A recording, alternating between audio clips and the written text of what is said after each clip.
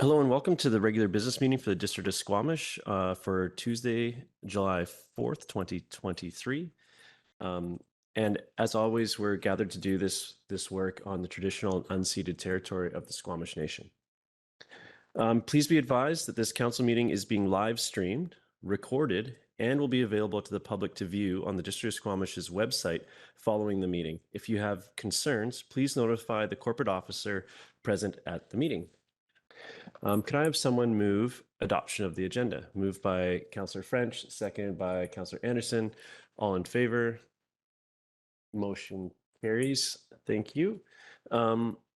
First order of business is we have a delegation who is participating remotely. It's my understanding.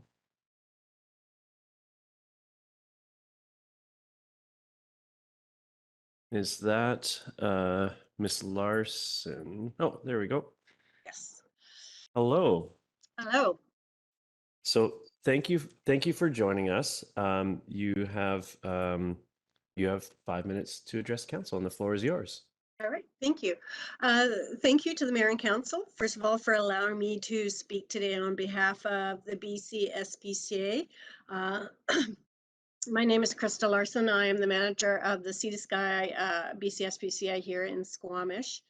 And the reason I'm here this evening is because for the last 3 years, there's been a significant amount of sporting pigeons that have been coming up into our district, into our area. And it has become a bit of a problem. In this case, we've been seeing a lot of what are called Indian high flyers. I don't know if any of you have seen any of the birds around. They basically are a domestic pigeon, and they're often dyed different colors, pink, blue, green, and red for the most part. So our concern is that sporting pigeons are being lost and abandoned in Squamish, and they're not being claimed by their owners. Sporting pigeons obviously are a domestic bird, but they are not, and because of that, they are not equipped to survive in the wild. When they're lost and abandoned, they may suffer and die from starvation or predation due to hawks, eagles, or other wild animals in Squamish. They basically do not know how to forage, find their own food, water. So often they die horrible, lingering deaths. Community members who find these pigeons, obviously they expect either the BCSPCA or the district to care for the birds, which has become a huge challenge. At the Sea to Sky SPCA, we cannot accept pigeons. We do take in stray domestic birds, but housing a large bird like a pigeon in general is very challenging because they need a lot of space to be able to provide their proper welfare. And we have fairly strict restrictions right now in place because of the avian flu. So in order for us to take in a domestic bird, we have to be able to isolate it in a room on its own for 14 days or until it's picked up by the owner. With multiple pigeons, that is absolutely impossible for us to do. And depending on how many animals we have at the center at one time, we may not even have an isolation room in order to hold a bird. Garibaldi Vet this last month actually had to triage a sick and injured bird that did come into them, and it did have to be euthanized due to critical distress. We took on the invoice for that bird as there was no owner that came forward. So not only are these birds owned by somebody else, but now the community is basically having to take on the responsibility of these birds, and in some cases that's even monetary. Sometimes the domestic pigeons will have leg bands, and the leg bands are supposed to be registered to the owner. It will give you information like the birth of when the animal was born or the bird was born, where it's from, and it connects them to an owner if they are registered through one of the clubs. Unfortunately, sometimes these birds are not properly registered, so even if they have a leg band on, we are unable to trace the owner.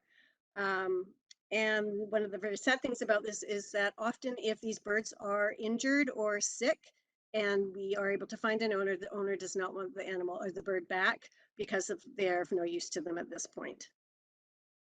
So as far as the position for the BCSPCA goes, whenever an animal are on display or made to perform, they face risks for their physical and psychological well-being. And these risks concern how they're bred, housed, trained, and transported, as well as the activities themselves. We are obviously opposed to the killing of or the infliction of pain or suffering upon any companion farm or wild animal for recreation, sport, or entertainment. There are animal welfare and public health safeties also concerns associated with pigeon sports.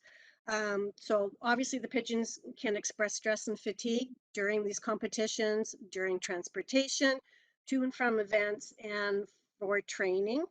And lost pigeons may be killed, like I said, by birds of prey or other animals, or die of dehydration or starvation.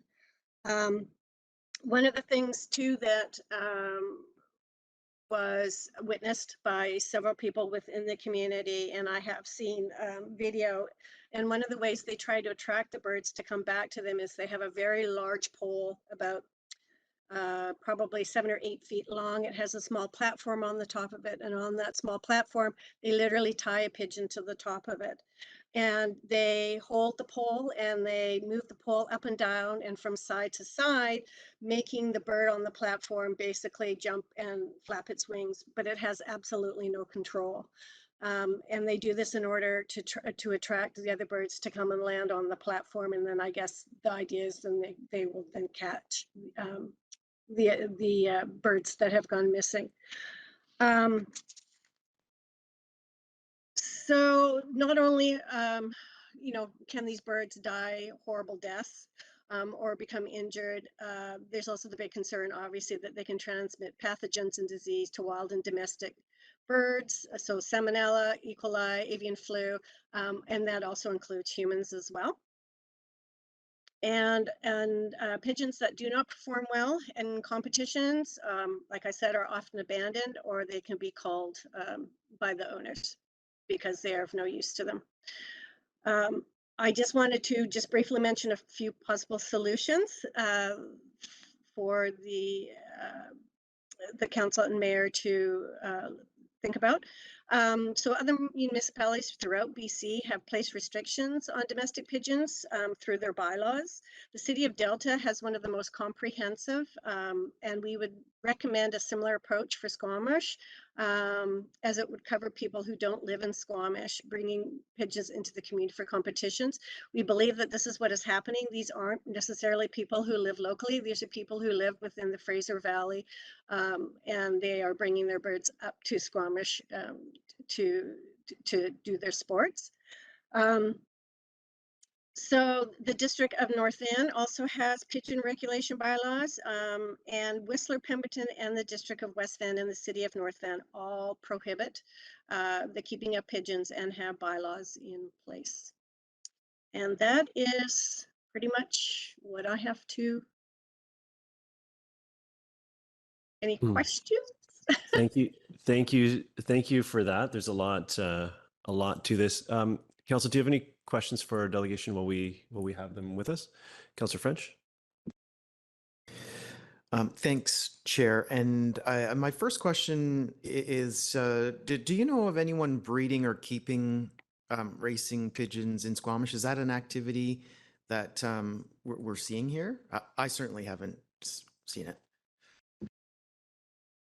I am not aware of anybody raising racing pigeons. I do know in the last 3 years with the pigeons that we have been seeing, the first year, 3 years ago, an owner did come forward, and we're actually able to get him 6 of his pigeons back, and they did come from the Fraser Valley. They did not live locally. Last year, there were multiple pigeons that were lost. None of them were banded, so there was absolutely no way for anybody to be able to figure out where the birds had come from. And then this year, there was one owner that did come forward, and he was from Delta. But again, he never did take any of his pigeons back. Okay. And that horrendous practice that you described and the videos that are out there, I've seen two videos of this. Yeah. It looks horrendous for the birds. And I'm wondering if you as an SPCA representative have any advice for any of our residents who see this practice. I wouldn't recommend confronting anybody, but maybe you have some thoughts on, for people who feel compelled to do something, what might be the best thing for them to do if they see that activity or anything else that looks cruel for birds. Right. Well, we do have an animal helpline call center. So if anybody ever has any sort of concern to do with the welfare of any domestic wild animal, we do have them call our helpline. In this case, we did have an officer try to make contact with the owner. It became very difficult and it became very challenging because we didn't even have an address. We had a name and a telephone number.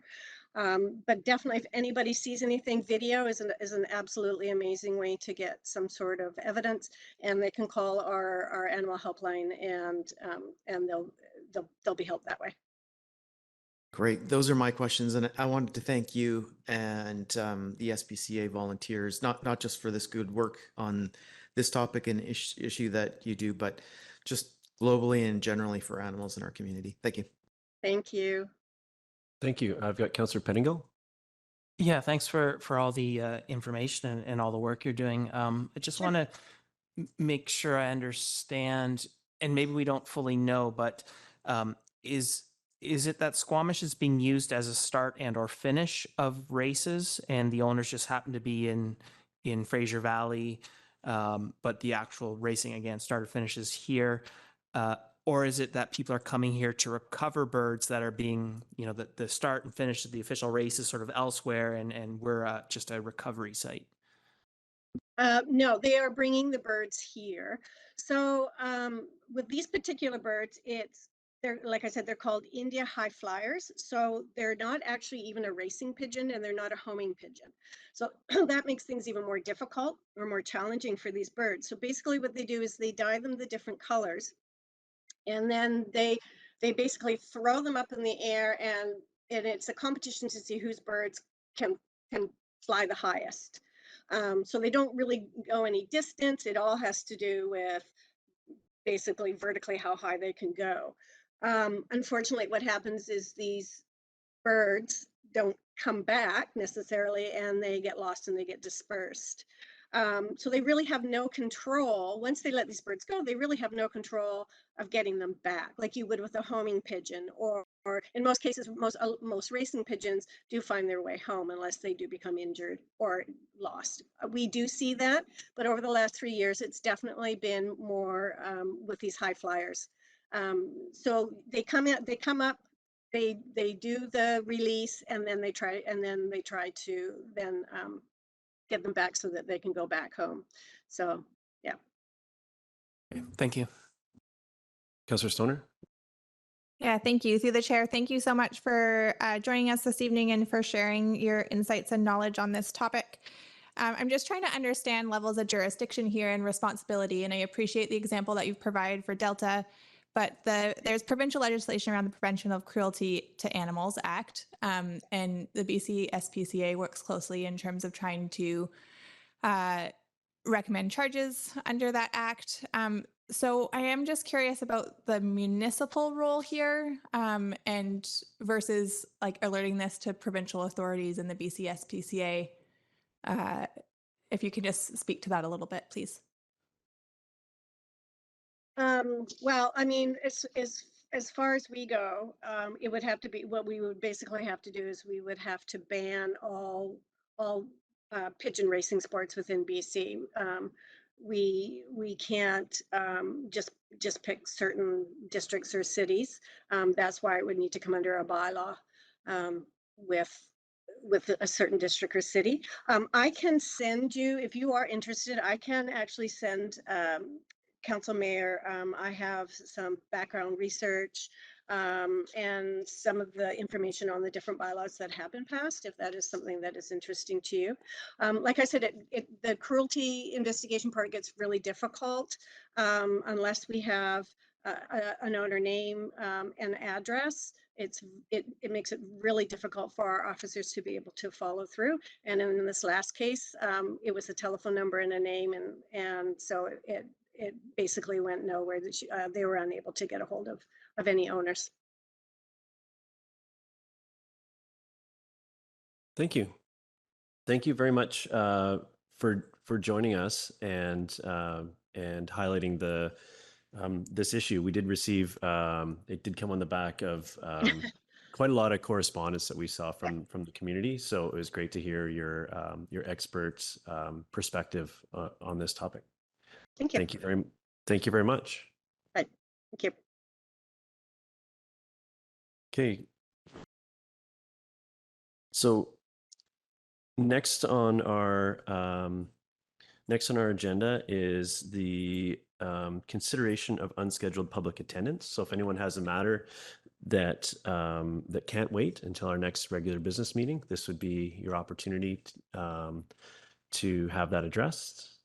And seeing no one leaping out of their seats, we'll move on. We have no public hearings tonight. We don't have any timed items. So we're moving on now to the consent agenda. Councilors, before we consider moving the consent agenda, does anyone like to pull anything from it? Seeing none, I'm looking for someone to move the consent agenda. Councillor Stoner, second by Councillor Hamilton. All in favor? Any opposed? Motion carries. Thank you. Next up, we have consideration of council committee recommendations. And we need to move these individually. Is that correct? Okay. So the first piece is the Squamish Public Library annual report and update that be received for information. Moved by Councillor French, second by Councillor Pettingill. All in favor? Motion carries. Thank you.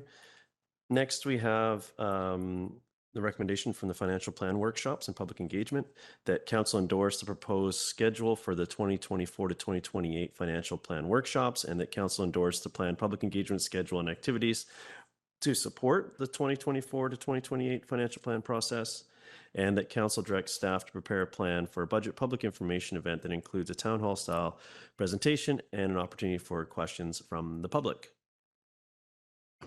I'm just requesting that we split these so that the final motion is a standalone on its own. Okay, thank you. So would you like to move the first Yes, two? please. Okay, Councillor French moves the first two as our seconder, second by Councillor Stoner.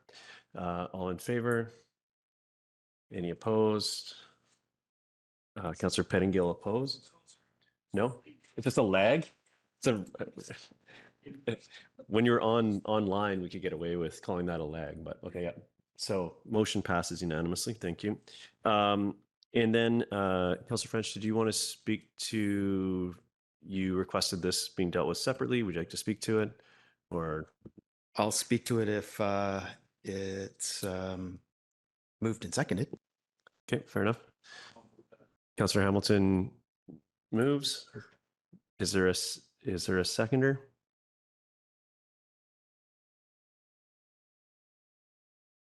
There is no seconder for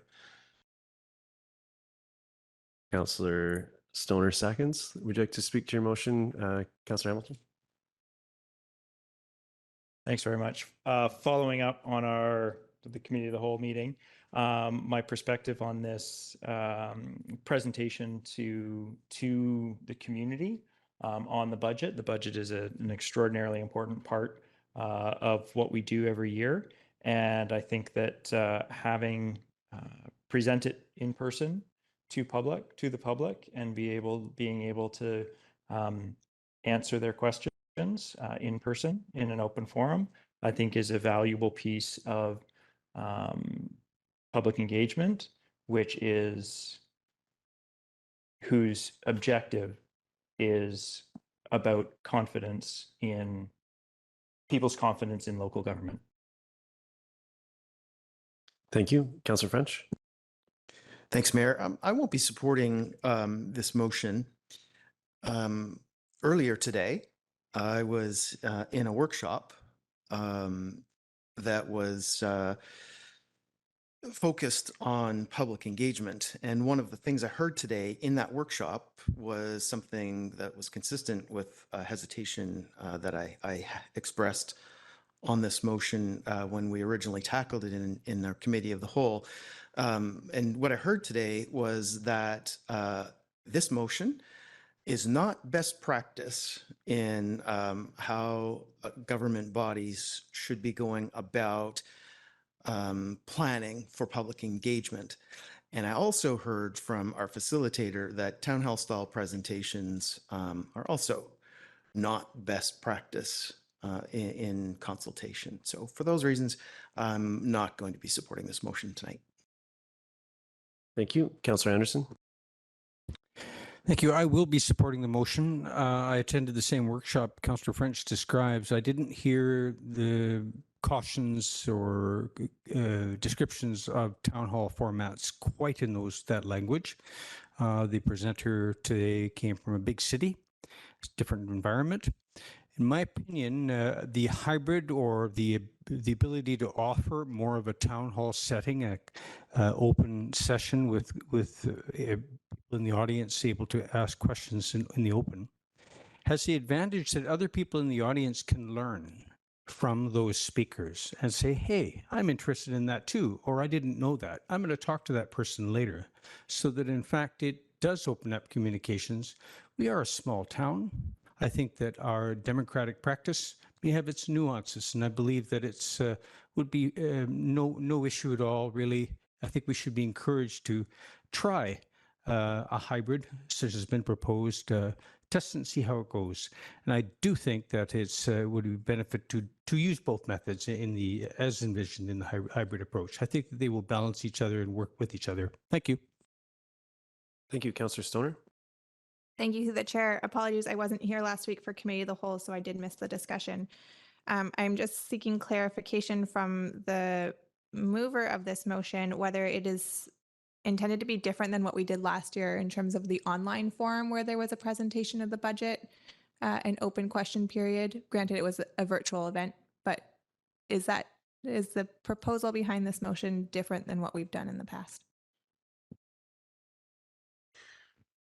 So the spirit of the town hall style presentation is different from than what we did last year. It would be something in person where mayor and council present the core aspects of the budget to any public who want to attend and listen to a presentation on the budget. Councillor Pettingill. Yeah, I was considering whether or not there's an amendment that could get me there. Coming out of the learning we had today, and just looking through, there's a design piece where you don't consider yet the methodologies. For example, a town stall public hearing, and then after you've gone through that, which includes the scoping, determining context, these sorts of things. That's kind of the first step, which I don't think we've done yet. And then you get into the mechanisms, and I think there's some question that we had, I believe, as a group about whether they're, where that decision for the mechanism best lies. And so I don't want to rule out town hall per se at this point, but I think from my perspective, this resolution is jumping ahead of where we should be if we're following the IAP2 process we went through today. And I would also suggest that the trainer did give some pretty specific recommendations against the town hall style, but also spoke to how you can still have alternate, more constructive mechanisms where the whole public can hear all the questions. And so I think some of the concerns my colleague raised, there are apparently other mechanisms to address some of those concerns while avoiding some of the challenges. And so I don't want to presume a methodology just yet, but from what I have heard, I think this resolution is not consistent with what we learned today in my mind. And so that's why I'm hesitant to support this at this point. Thank you. Any other comments on this? Councillor Greenlaw? Thank you. I certainly see the value of increasing the engagement with public with regards to the budget. And I agree with Councillor Pettingill that perhaps requesting a town hall style meeting is kind of putting the cart before the horse. And perhaps we should take a minute to consider what would be the best forum for engagement. I also got the impression that that a town hall will not be the most effective and productive way of addressing comments from the public. Thanks. Thank you. I'm torn on this one. I'm all for increased dialogue with our community, and I think at a certain size, it's really number of people. It's really hard to hear all those voices, and if the outcome we're looking for here is increased transparency and thus trust in our decisions and governance, I think that we're being a little prescriptive with town hall with this particular piece. And I frankly think that there's a high likelihood that everyone in this room has a slightly different vision of exactly what a town hall is. And my preference, I think, would be to work with some wording here in this motion to reflect that we'd like to hear. I've heard why in the rationale behind this motion. I've heard that we'd like an opportunity for questions to be answered or asked and answered in an open format, and some other pieces like that. And I think that we could look at those outcomes and put them here and see what kind of event communication staff come up with that would achieve those goals, rather than being this prescriptive with the outcome. Because I have the same end goals. It's just this mechanism piece that I'm struggling with.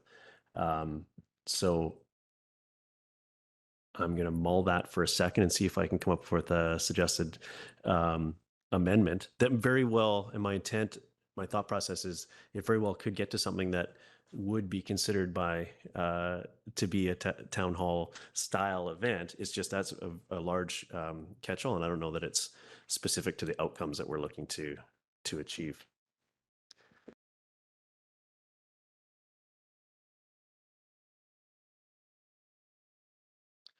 Okay, I'm gonna try an amendment here.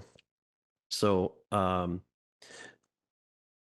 move that the council direct staff to prepare a plan for a budget public information event that includes a presentation and opportunity for questions from the public to be both asked and answered.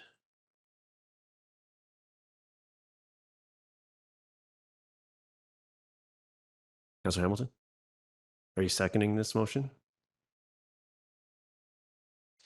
Because I'm looking for a seconder is what I'm looking for before we go to comments on the amendment. Like in the spirit. Are you, Councilor Greenlaw seconds? So I think I've said why I think this is appropriate, and I hope it captures some of the concerns on both sides of this in the room. Is there anyone else that would like to speak to this amendment? Councilor French. Thanks, Chair. I'll support this amendment. And as someone who has moderated town hall style public consultation events and had both success and failure in varying levels of effectiveness in moderating those events, I really feel that just taking out the words town hall style allows our professional communication staff to come up with a plan that is going to best serve the needs of both the District of Squamish and our residents who are interested in the contents of our budget. Thank you. Anyone else on the amendment? With that, I'll call the question. All in favor? Opposed? Councillor Stoner and Hamilton opposed. Back to the motion as amended. Any comments now? No. Go ahead, Councillor Pettingill. Yeah, I'm still mulling this over. I guess I feel like, and again, my gut is that what you are proposing is very likely where we will end up. But when I look at the process that was recommended to us today, it feels like with this resolution, we're sort of jumping ahead of a bunch of stuff that I feel like is, with belongs with some of our IAP to experts in house. And I think I would prefer to more articulate what the outcomes are going to be, and the specific scope, and what questions we want answered, and then sort of let the IAP to experts and our staff sort of say, here's the format. And very likely it will be exactly what you're saying, but I just feel uncomfortable requiring that and sort of getting ahead of the process from what I learned today. Yep. Thank you, Councillor Hamilton. I'd just like to remind council that this was a request from staff. That this was, the request was they wanted feedback on the style of presentation, and that's where this originated. Yep. Thank you. That was my recollection as well. That's how we got here. Okay, so seeing no other hands, I'll call the question. All in favor? And opposed? Councillor Pettingill, Hamilton, Stoner opposed. Motion carries. Thank you for working through that, everybody. Next, we have the District of Squamish Accessibility. Next, we have the District of Squamish Accessibility Plan. That the District of Squamish endorse the District of Squamish Accessibility Plan as attached to the report from the Public Safety as presented at the June 27th Committee of the Whole meeting. I'll move that. Seconded by Councillor French. All in favor? Opposed, if any? Motion carries. Thank you. Next, we have the Squamish Municipal Airport Don Patrick Field Strategic Plan Interim Recommendations from Spring 2023 update for endorsement. Moved by Councillor Hamilton, second by Councillor Stoner. All in favor? Any opposed? Motion carries. Thank you. Next up, we are on to bylaws. And we have staff presenting on, this is regarding the village on Bailey Street.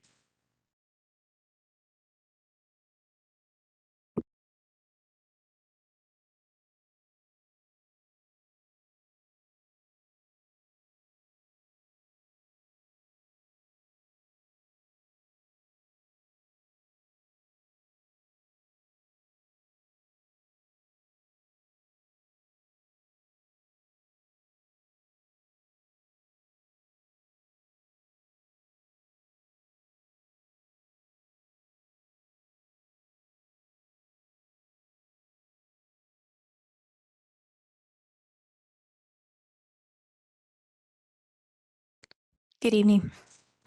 Good evening, Mayor and Council. My name is Carrie Hamilton, planner with the District of Squamish, and I'll be presenting to you today Amendment Bylaw 2671, 2023 for first and second reading for rezoning file 000004 for 1331-1251 and a portion of 1100 Bailey Street and 38261 Cleveland Avenue, collectively called the Village on Bailey Street.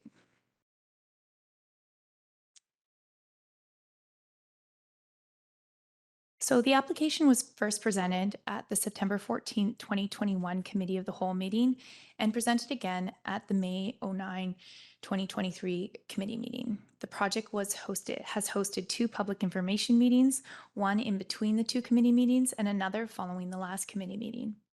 They have also recently hosted a hybrid theater meeting with relevant community stakeholders. The subject site is located in downtown Squamish. CD 107 is divided into 3 lots, A, B, and C. A total of 224 residential units and roughly 9,000 meters squared of employment commercial space is proposed. Lot A is proposing 4 separate structures to support 33 market rental units and 8,670 meters squared of commercial and employment uses, including a childcare and a hybrid theater space. Lot B and C are proposing 191 residential units, 23 of which are proposed to be dedicated under the affordable home ownership model. Lot B also includes a small area for ground floor commercial use. The subject properties are located between Bailey Street and the active rail line. Lot B and C are adjacent to townhouse and apartment-style multifamily residential use, while Lot A is adjacent to the mixed-use Jumar building to the north, which has a height of 21.5 meters, and the Chieftain Plaza Mall area to the south. The subject site is predominantly zoned rail transportation I-6, with a portion of the land fronting Cleveland Avenue zoned downtown commercial C4, and a portion of the land to the west zoned resource. The application seeks to rezone the lands highlighted in purple below to a CD Zone 107, and the 3 polygons highlighted on the screen in green to the west to P4 Ecological Reserve.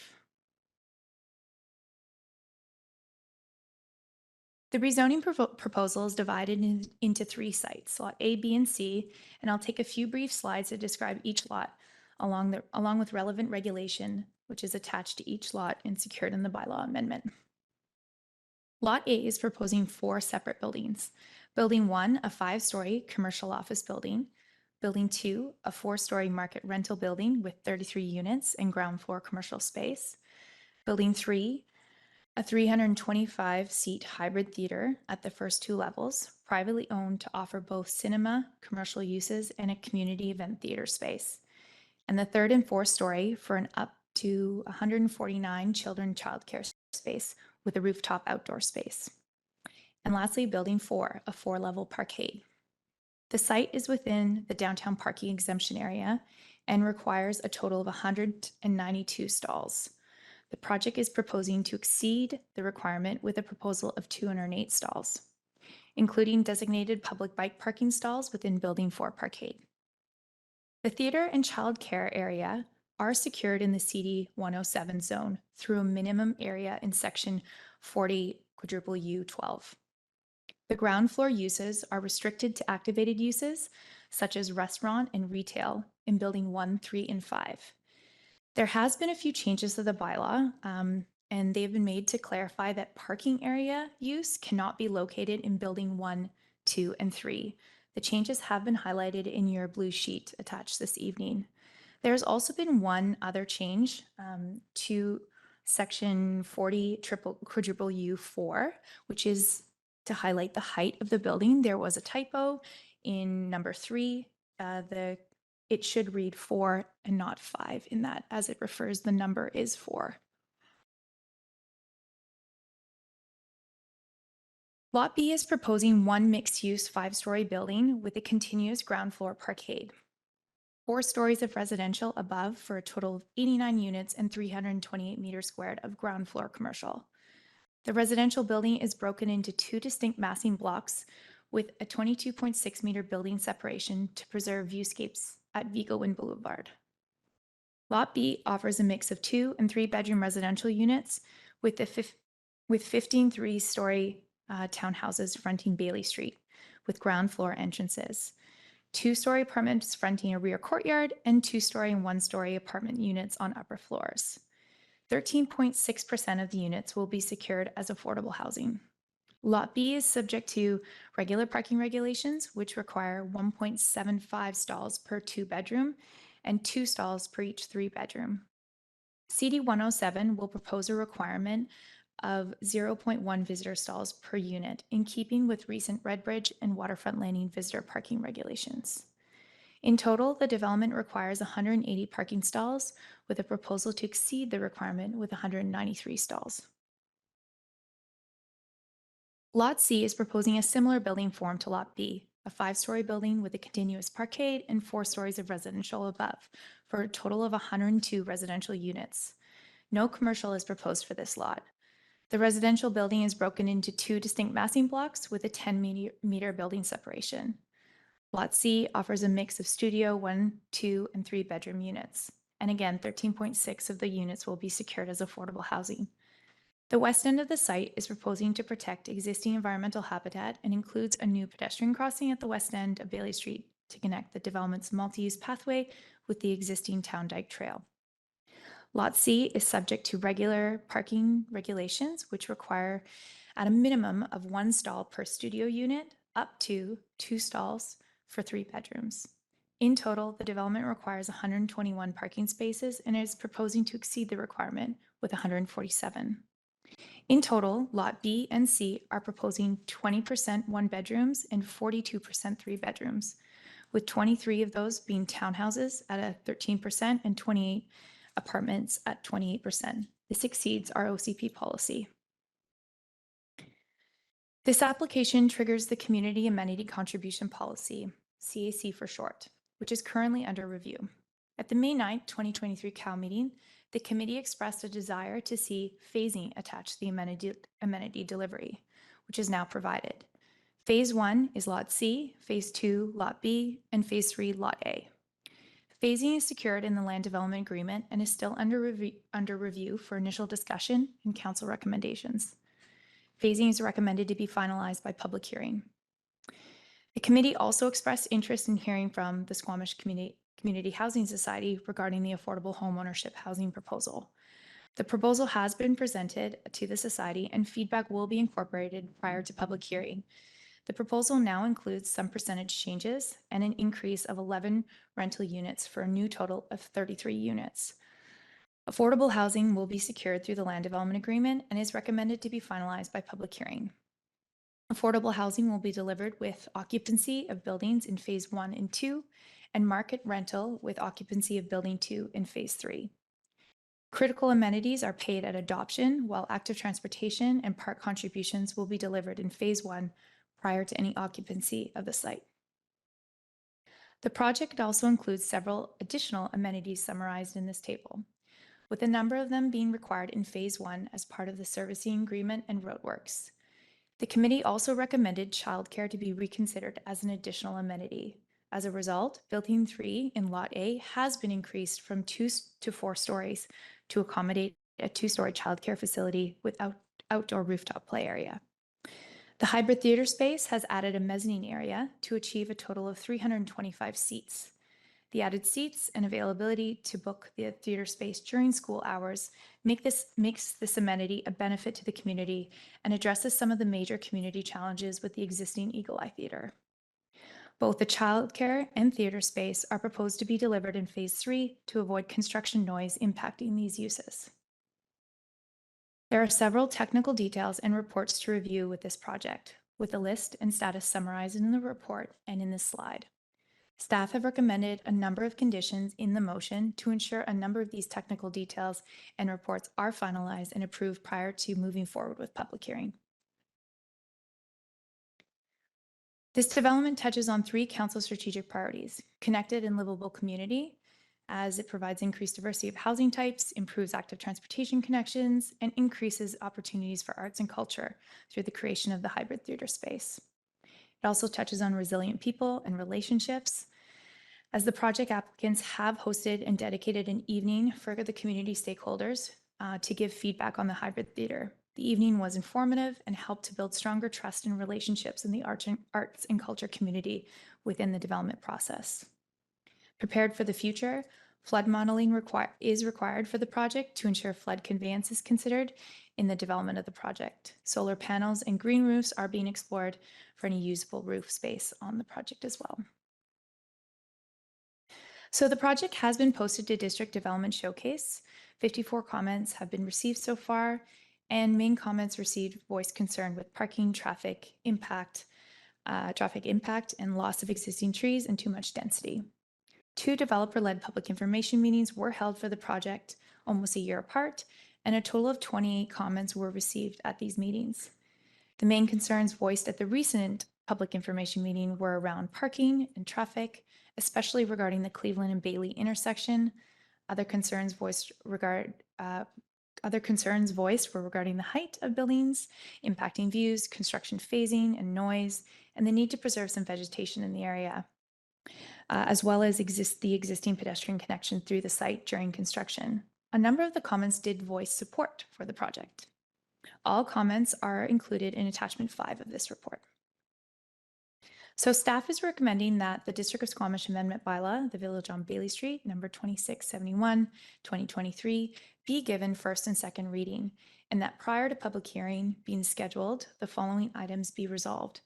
They include the Bailey Street to Buckley Avenue Third Avenue Road and intersection design, the Bailey and Cleveland intersection improvement designed in draft, traffic impact assessment approved, conditional densification area flood modeling report approved, environmental review reports approved, CN development guideline compliance established, Squamish Community Housing Society comments addressed, and development phasing plan confirmed.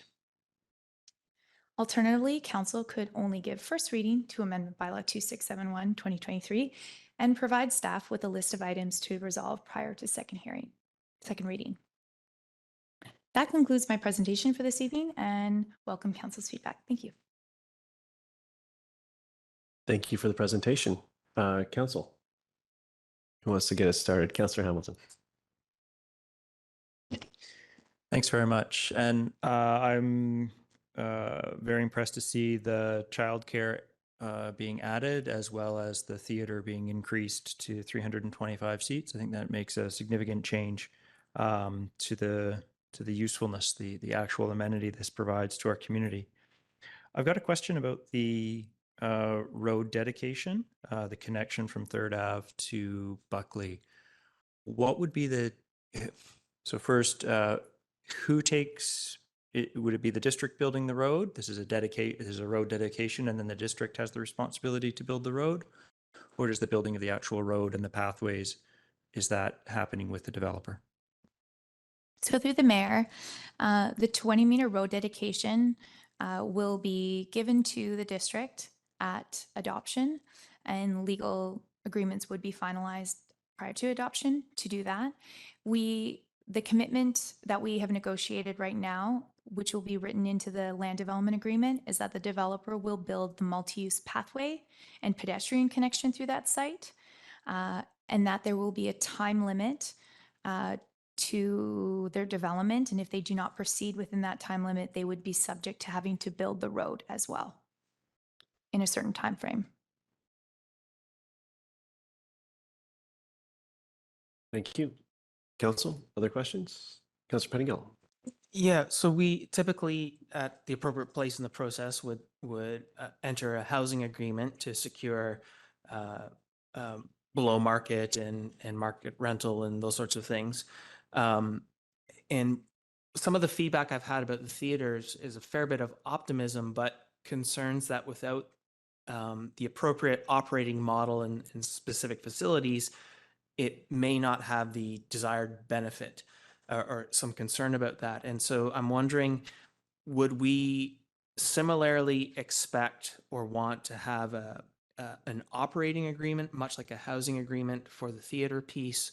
Or is that, the proposal is just to cut the line at what's in this sort of zoning? And how do we sort of manage? Well, I guess I'll start with that. Through the mayor, the current proposal is to write some conditions around the theater use in the land development agreement.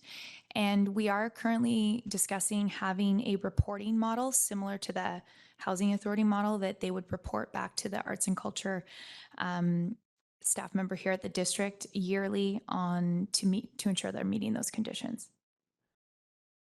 Okay, thank you. And I was thinking about cooling as the weather's gotten hotter. My understanding is we don't currently have requirements for building cooling. Is that something that, I hope this isn't too far off topic, but that we would start to put in our DPA guidelines? Is that where that sort of thing, if we wish to address it, we would start addressing that sort of thing? Through you, Mayor, I can address this question. We are relying on the building code, which is changing when it comes to building cooling. So my understanding is that the recent changes to the building code already require that buildings maintain a certain maximum temperature. So I think at this point, we're not looking at any measures that would be additional to the building code. We're relying on the province making the changes for code-related issues. This wouldn't be something that we can do, as it is internal operation of the building through development permit areas guidelines. Thank you. Council, other questions? Councillor Stoner? Thank you. Through the chair, a number of the comments that we received today are around the height of the building. I'm just wondering if staff can speak to what the heights are of the surrounding building, and in particular Jumar across the street. Through the mayor, the heights of the townhouse, I don't have the exact meters, but they are a 3-story townhouse. The park house is a 5-story building. And to note that the Lot C building is actually 17 meters, which is relatively closer to a 5-story building that you're typically used to seeing. Some of their 5-story buildings in Lot A are proposing to be as high as 20 meters, which is usually a typical 6-story building.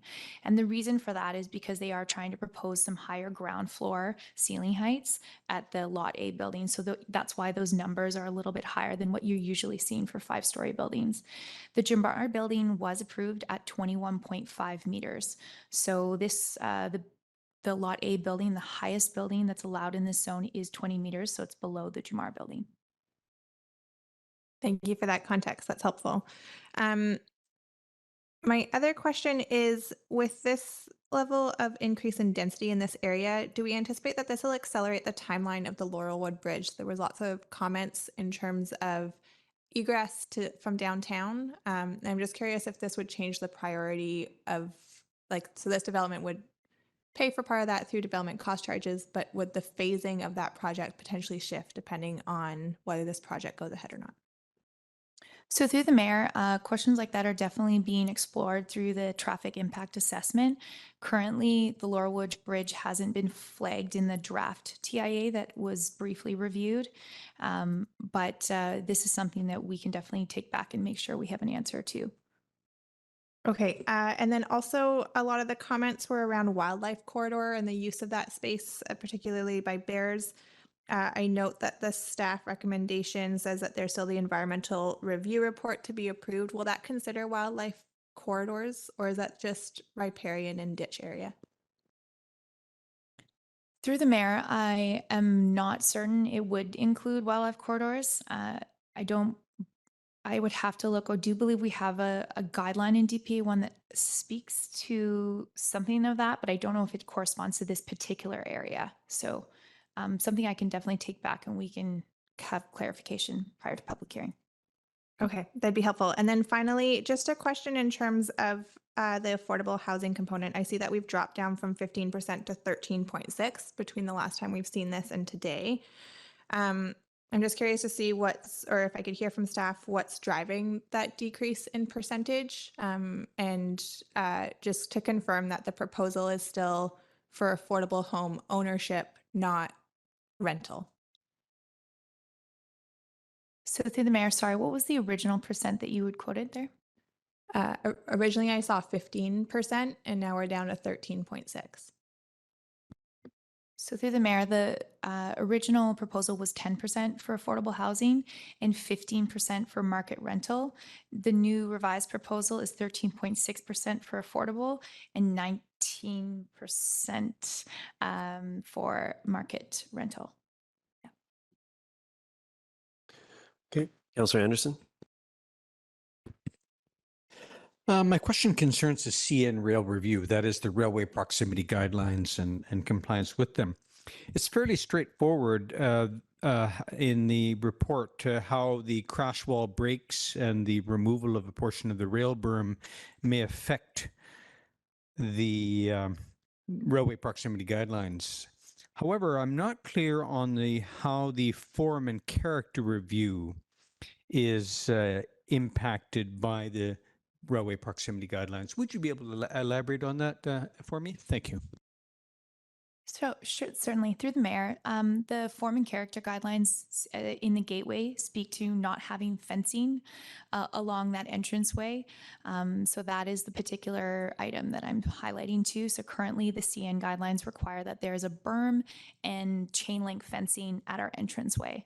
And so we're trying to find a balance with that requirement and our development permit guidelines currently. Thank you. Okay, Councillor Hamilton. Thanks. I have a question about the parking building and the maximum height of the parking building. So the parking building is behind, I forget which number building it is, building number 3, I believe, between that and the railway. And I notice it's lower than the building. Is there a reason why the parking height, the maximum height for the parking should be limited to 11 meters as opposed to being allowed to be higher should it be chosen to be built higher? Through the mayor, that is a great question. As the parkade is actually an open parkade on the top floor, so typically when we take our building height regulations, we take it from the top of the structure, and that top of the structure will be less than what a 4-story building was because they don't actually have a ceiling on it. Does that answer your question? I don't think so. In the parking lot, can we have the maximum height? Why is the maximum height of the parking lot lower than the maximum height of the building? Because even if you put an 11-meter parking lot and then a 2-meter car person, you're 13-ish meters. Is there a reason to not allow the parking lot to go to 5 or 6 stories?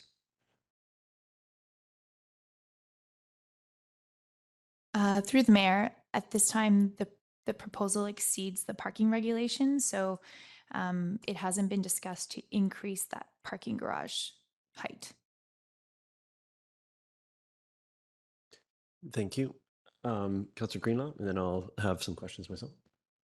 Thanks. Through the chair, I was just wondering if staff could speak to any noise concerns given the proximity of the train tracks for the housing development and the theater space. Through the mayor, sorry, just to confirm, is it train noise or the construction noise? Train noise. So through the mayor, this was actually discussed at the stakeholder meeting, and it was discussed that a building can accommodate some of the regular train noise, but that a horn would probably still have an impact on a building.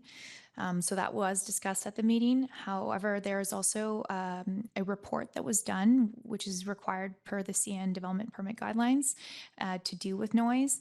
And they did highlight that the amount of train honking noises that happen in our community has reduced over the years, and that there is not a future plan to increase that at this time. And that is the conclusion of that study. Thanks. Thank you. Just to follow up on that, are there considerations in the buildings themselves to the noise beyond? I know there's a noise covenant attached to this, but is that taken into consideration in the style of construction or in some other way to address this, or is this a standard build that's leaning next to the train tracks that's relying on a noise covenant as the risk mitigation piece exclusively?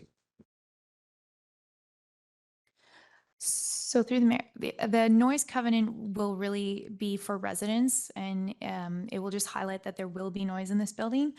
The CN guidelines also require that the building is designed per certain standards to reduce noise impacts. So like where they place their windows and how far set back there, and there are different ratings for their windows as well. This is in the recommendation list. So there will be some recommendations into building materials for the residential buildings. We have not updated that report since the since the theater and childcare proposal, and it will have to be updated. So we can see if that report speaks to any type of building elements that can be considered with the theater and childcare as well. But the covenant will be that any tenants or residents be notified of the noise. And at this point, if there's other components of it, we would have to secure that through a land development agreement. No, thank you. That addresses my concern. I was that the CN regulation piece addresses what I was trying to get at. We had some comments sort of throughout this process about the theater, and there's a lot of excitement in the theater community, but there were some concerns around the space, sort of the sort of supporting space, green rooms, like backstage things. And could you tell me where we're at in that process? I understand that those comments may have come midstream. Are they still relevant? Were they addressed? Where are we now in that other we heard about the seats, but there's that other sort of important functionality piece. Can you speak to that? Certainly. So after the stakeholder meeting was just held at the end of June. And so our next step is to accumulate all that information that we collected and prepare a list of conditions to put in the land development agreement that we would want to secure.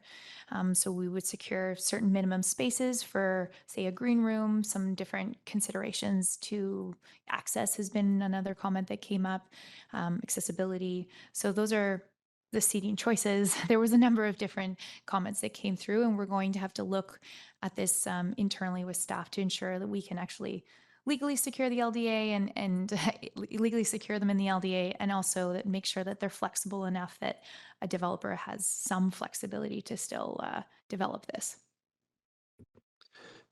Okay, and thank you for that. And in your perspective, in the bylaw that we're considering right now, the setbacks and space allotted to that building can achieve its level of functionality that we're looking for. I get that there's more details coming, but I feel like there was a sticking point or potential sticking point somewhere around those types of things, which are incredibly important to the function that we're looking to do today.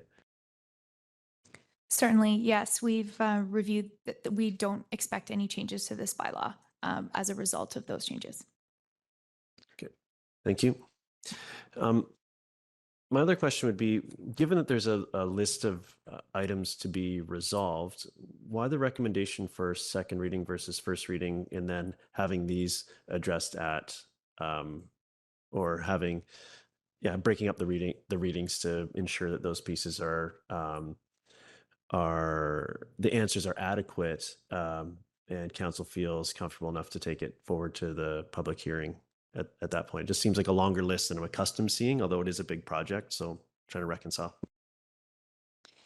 Definitely. A lot of the conditions that you have in this list require the developer to put forward a lot of money for those reports, especially the flood hazard assessment review. So, we just, the recommendation this evening is to address that there's not any bylaw changes with those components that we believe, there's no bylaw changes proposed with those conditions, and that they are a number of reports and a lot of work has to get put into meeting those conditions prior to coming to public hearing. Thank you. I think I'll just venture the comment that I'm having a hard time with the affordable housing piece without the context from the affordable housing or from the Squamish Housing Society, which so that's just a sticking piece, but I'll continue down the list. Sorry, Councillor Stoner, did I see your hand? Yeah, thank you. Through the chair, I'm just wondering if staff can clarify again which lots are connected to which phase. So phase 1 equivalent to which lot? Yeah, so phase 1, lot C, that's the western lot. Phase 2 is the middle lot, lot B. And phase 3 is lot A, the eastern lot. Thank you. And then also clarifying in my head for lot A, the public parking. So it says it's required to have 192 parking stalls and it's providing 208. Are those 208 stalls in the parking garage? Through the mayor, a majority of them are in the parking garage. There are some surface parking proposed on that lot. Okay, so there, it is listed in the amenity package that there's public parking. How many actual public parking stalls are being provided? Through the mayor, I don't have that exact number. The public parking is for the parkade, so would be that significant building for amount of public parking. I believe there's there's a few surface parking behind building 1, on the north side of building 1 as well. I just don't know the exact number for you. Very good for now, Councillor Stoner. Oh, Councillor French. Thanks, Chair. And I'm wondering if staff could give us some idea of how long it's expected to take to resolve the 8 issues. Are we looking at 2 or 3 weeks, 2 or 3 months? Any idea? Through the mayor, given the amount of work that still needs to be done with these reports and the amount of different reports, I am not expecting this to come back to council to the public until the end of this year. Thank you. Councillor Pettingill? Yeah, just want to be cautious and make sure we're all on the same page. When we speak about public parking, this will be privately owned, possibly for fee parking, open to the public, but it's not a district-owned free public parking in the proposal. Through the mayor, that is correct. And just in terms of the outstanding items, is it, I assume it's possible to split the list of things we would like to see before second reading, and then other things like some of the more expensive reports that we'd be comfortable leaving sort of as is, sort of as a condition of public hearing, and we could split it apart that way? So we could have some of the, the housing society things and the, maybe some of the theater operating model and any other concerns like that addressed if it came back to a second reading, but then the other sort of more expensive reports you mentioned, we could leave that sort of as per the recommendation to be resolved prior to public hearing. So we could split them apart. Through the mayor, certainly. It's up to you. Thank you. Council, any other questions before we consider a motion here? Councillor Stoner, you have a motion? Go ahead. Yeah, thank you. Through the chair, I'll put the following motion on the floor that the District of Squamish zoning bylaw 2200, amendment bylaw number 2671 be given first reading, and that the following items be resolved prior to coming back for second reading. The Squamish Community Housing Society comments are addressed, and there's clarity on the affordable housing community amenity contribution. The development phasing plan is confirmed, and that there's clarity on the ownership and business model of the theater. Thank you. Is there a seconder for the motion? Councillor Pettingill, to speak to your motion, Councillor Stoner? Yeah, happy to speak to this motion and thank my council colleagues for considering it. I don't feel comfortable at the moment providing first and second reading because I think that there are still a number of outstanding issues, particularly around the community amenity contribution that is being put forth. And I think it's important that we get that right before we move this too far forward, because I think without clarity there, we risk getting to third reading and public hearing and then being kind of getting ourselves in a bit of a corner with not being able to address those challenges at public hearing. And so I think it's important that, from my perspective, really appreciate how far this proposal has come, especially in terms of including the childcare space and working with the stakeholders on the theater component. But I think that there's still just a few pieces that are missing for me. In particular, that is, where is the affordable housing component at? The fact that we're still talking about affordable home ownership is concerning to me. We've are just kind of getting our feet under us with respect to perpetually affordable housing for rental units. And I think adding in home ownership is going to be a really big stretch for us as an organization. And so I do have concerns about the model that's being proposed, and I would like to hear from the Housing Society on if they think that they can manage that at this point or not. And the reality is that, yes, there are a lot of people who are looking to own homes, but really there's a lot of people who just want to put a home over a roof over their head. And I think affordable rental units do that more quickly for more people.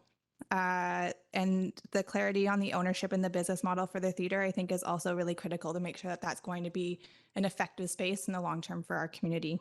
So thanks for staff and the proponent for continuing to forward this discussion. I look forward to seeing it back for second reading. Thank you, Councillor Pettingill. Yeah, thanks. Just building on my colleagues' comments, there are a couple of additional concerns for me, and I'm debating whether or not to consider amendment, though I'm leaning towards just letting them be addressed when it comes back to us and hoping to see it at second reading if it wants my support. But for me, there needs to be a no gas covenant for the whole shebang. We've been asking that from other developments. We're in a climate crisis, and I think for me, that's a pretty hard requirement. And together with that, I am really uncomfortable with the level of parking here. And I know a lot of that is, even though it's exceeding our requirements, that's driven by us. And I think again, everything I see is the more parking you add, the worse you make all the parking and traffic challenges that people complain about. And so if we're serious about addressing the challenges, we don't do it by bringing more and more and more cars downtown. I know people intuitively think, oh, if you add a parking spot, it'll make it easier for me to park my car. But in practice, that's not what happens. And so I suspect this is not an argument that I will win. And so I may be okay to live with the parking as proposed, but that makes it really all the harder for me to accept not having a no gas covenant on the whole thing. So I think just sort of as a heads up, that's going to be something that I expect to see addressed for my support at second reading. Thank you. Councillor Anderson. I have 3 comments on the staff report. First of all, I will continue to encourage, I like the phrasing hybrid theater. I'd like to continue to encourage a consideration of a flexible design to accommodate space use and space programming that may evolve in the future. Secondly, there is reference to visitor parking standards in 2 other developments at Waterfront Landing and at Redbridge. I'd like to express some caution on this. I think each of these sites will be unique and that visitor parking will always be unique to the site. At Redbridge, there's good skepticism on the part of some folks that the visitor parking there is not adequate, as the Smoke Bluffs Park constituency is advocating that site as a new gateway to some of the climbing areas and, in fact, the developers. So each situation is unique, and I think we should be cautious about drawing parallels to those other developments for visitor parking. Finally, the P4 zoning proposed for the strip on the west side, which is adjacent to the former municipal landfill, BCR properties, I would be more comfortable. I would like to see a vision for that landfill. What's the long-term use? We last discussed it in connection with the last council, that is, in connection with the growth management boundary. And it wasn't discussed at all. It was part of a more or less an omnibus list of parcels for us to consider excluding or including within the growth management boundary. That site under the estuary management plan is included as a development area. And that was part of the bargain to create the wildlife management area. We wouldn't have a wildlife management area unless we were able to make these trade-offs. Now, I'm not expressing one view over another here, but I think we have to remind ourselves of the planning context of that site and the question of what is its status technically as a brownfield site, if you like. We have some indication that there's leachate there, but what's the vision? And so I'd like to see the broader context for that P4 zoning and what's next for the landfill site. What is our plan there? We are, after all, scarce of public agency or district-owned lands for development, for housing in particular. So I would just like to down the road revisit that landfill and figure out what are we going to do with it. That strategically located property with all kinds of handicaps. What are they anyway? Thank you. Thank you for that. Councillor Hamilton. Thanks very much. Through the chair, I'd like to acknowledge all the work the developer is doing and being responsive to council comments and feedback from earlier meetings, and I hope that continues. And acknowledge the work of the developer and working with CN. I can imagine that that's a challenging thing to do. I do have some reservations regarding the phasing of the road connection between Bailey and Buckley. Bailey to Buckley, I eagerly await the traffic impact assessment because I can imagine that intersection at Bailey and Cleveland it's tricky to navigate even now. Regarding the parking, I'd like it to be considered that the maximum height be increased. And I recognize my colleagues' reservations regarding parking. And please let me assure you, I do not believe the solution to a parking problem is more free parking. A lot of my philosophy is coming from the work of David Shoup. The high cost of free parking is his work. And I think a lot of our parking problems, challenges here in Squamish come from the high availability of free parking. And if we can have residents park somewhere other, like if you live in a condo or an apartment and you can pay for parking somewhere other than a condo resident, you can decouple the availability of parking, the requirement on the developer to provide that parking with some other parking facility. Anyways, so I would like to see the height restriction on the parkade increased. Thank you. Thank you, Councillor French. Thanks, Mayor. And I'm speaking in support of the motion, and in doing so, recognize that this is a complicated site with a number of complexities. And I too acknowledge the developer in working through those complications and the complex nature of this property in conjunction with our staff, who I think have over many years found a way to work together to get through some of the complicated things we're dealing with on this property. And what I'm hearing at this point is a few of our community's wants look like they're going to be delivered through this project, and some community issues potentially resolved through this project. And well, I kind of wish we were moving a little quicker on this because we need the housing.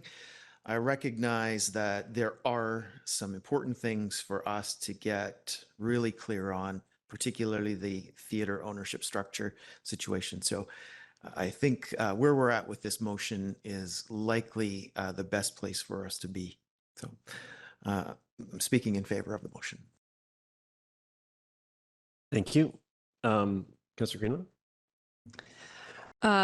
Yeah, I'll be speaking in favor of the motion as well. I think this development shows a lot of promise. I'm hopeful that we can do the heavy lift of contemplating home ownership as part of our affordable housing model, as home ownership is an important part of financial stability, especially in marginalized communities.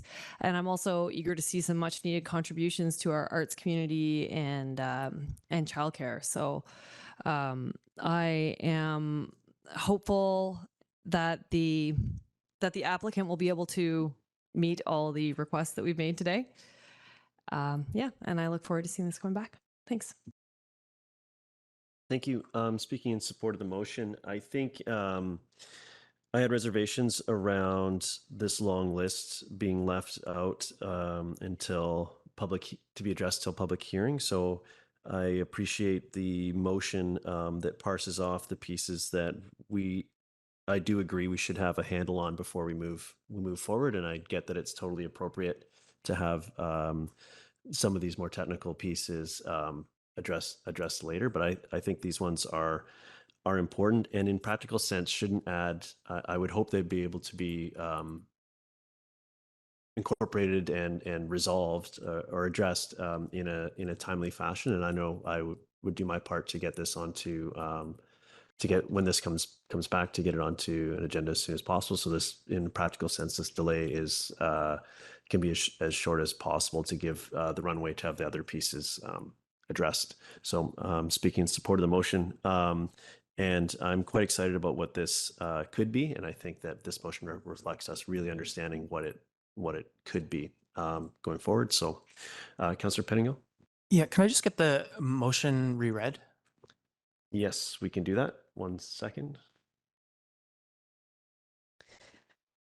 That the bylaw is given first reading and that prior to second reading, the following items be resolved: Squamish Community Housing Society comments addressed and clarity on affordable housing community amenity contribution, development phasing plan confirmed, and clarity regarding ownership and business model of the hybrid theater.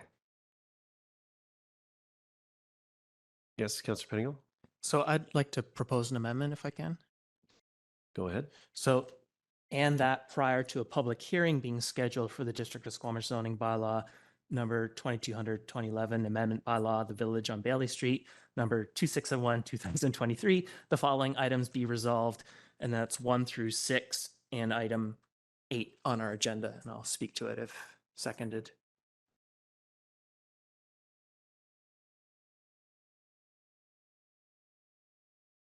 Yeah, item 8 was included in the motion, so it's They're 1 through 6. 1 through 6. Okay. Councillor Stoner seconds to speak to it. Yeah, just for clarity, we had explicitly included those and when they would happen, so I thought it just made sense to not leave those ones out hanging. Thank you. Any other comments on this? So, yes, go ahead. I'm just wondering, just because development phasing is in the motion and it says development phasing is confirmed, at this time, the development phasing has been proposed to council and I haven't heard comments about the phasing. And staff were hoping to actually get some comments from council so that we can actually address that, any comments that come out, so I can address that at motion. Okay. Yes, Mr. Vilniskis? Also, because there seem to be two opposing views about parking, I think it'd be good to get some consistent direction from staff, because the applicants have proposed a parkade that we designed the zoning for. So we could increase the height if that's what council wants, but that still might mean that the same parkade will get built. Thank you for that. So we have, so we're about to vote on the, sorry, I'll make sure I don't lose track where I am procedurally, and we'll try to address your comments there. We've got an amendment from Councillor Pettingill. It was seconded by Councillor Stoner that speaks to the pieces that the original motion didn't. But item 8, development phasing confirmed, staff's telling us that's what they were looking for us to do today. So if we move on that, I just want to address the amendment, and then maybe we can come back to this whole thing is the best way to do this before we end up amending an amendment. And okay, so on the amendment, any further comments on the amendment? No, seeing none, I'll call the question. All in favor? Motion carries unanimously. So now we're back to our motion as amended. I think we need to deal with this phasing question. So I'm just going to take a second to confer on how best to do that.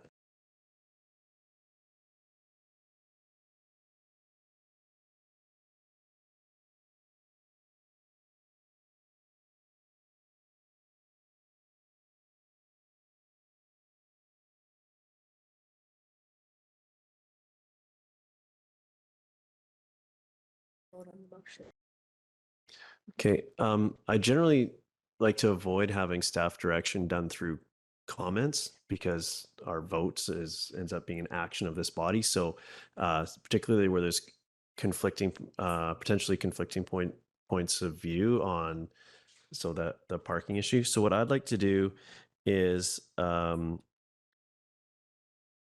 before I propose the motion, I'm going to talk it through and then I'll set about doing it, is that we pull the phasing piece out, we vote on the motion, and then we provide feedback on the parking, direct feedback on the parking and the phasing. And answer those two questions separately. So it's separate from this motion. So, and if I don't see anyone waving their arms or to speak, so what I'll do is I'll propose that we remove the development phasing plan confirmed from the motion. And if I could have someone second that. Councillor Hamilton, thank you. I think following, if this is endorsed, following this vote, we'll address that specifically along with the parking and get to hopefully get to a resolution there. So this is on the amending the amended motion. You're all with me? Thank you. So I'll call the question. All in favor? Opposed, if any? Councillor Stoner opposes. Motion carries. Thank you. So now back to the main motion as amended more than once. Thank you for working through that. I'll call the question. All in favor? Any opposed? Motion carries. Thank you. So council, we're left to provide feedback. Let's start with what was on our list originally, which is the phasing plan, and any comments on the phasing can be that we could provide for staff. This would be the opportunity to do so.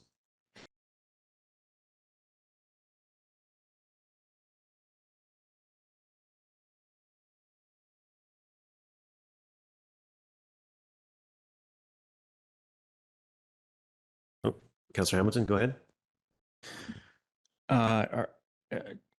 As a point of order question, may we ask staff questions at this moment, or we're Yes, simply this coming- now we're back out of we're free of motions the and we're- motions. Great. So yes, it can absolutely ask questions throughout this phase. So the reasoning given for the phasing was construction noise.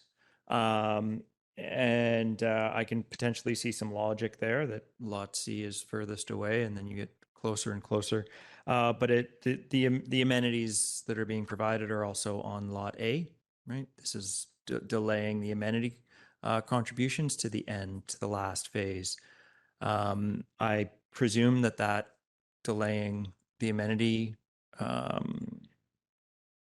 development is also it's an economic reason as well, because you need to have the assets from the first phases to move on to the amenity contributions. I do have some reservations about the phasing. We've been in the situation where amenity contributions have been delayed and pushed later and later in the phasing. Is there anything we can do to ensure that the timing of the amenity contribution? No, I don't think there is. I apologize. That's my feedback. I have reservations, but I don't actually see a better solution, because I do see a struggle with providing Lot A first, and I do see a struggle with providing Lot B, then Lot A, then Lot C.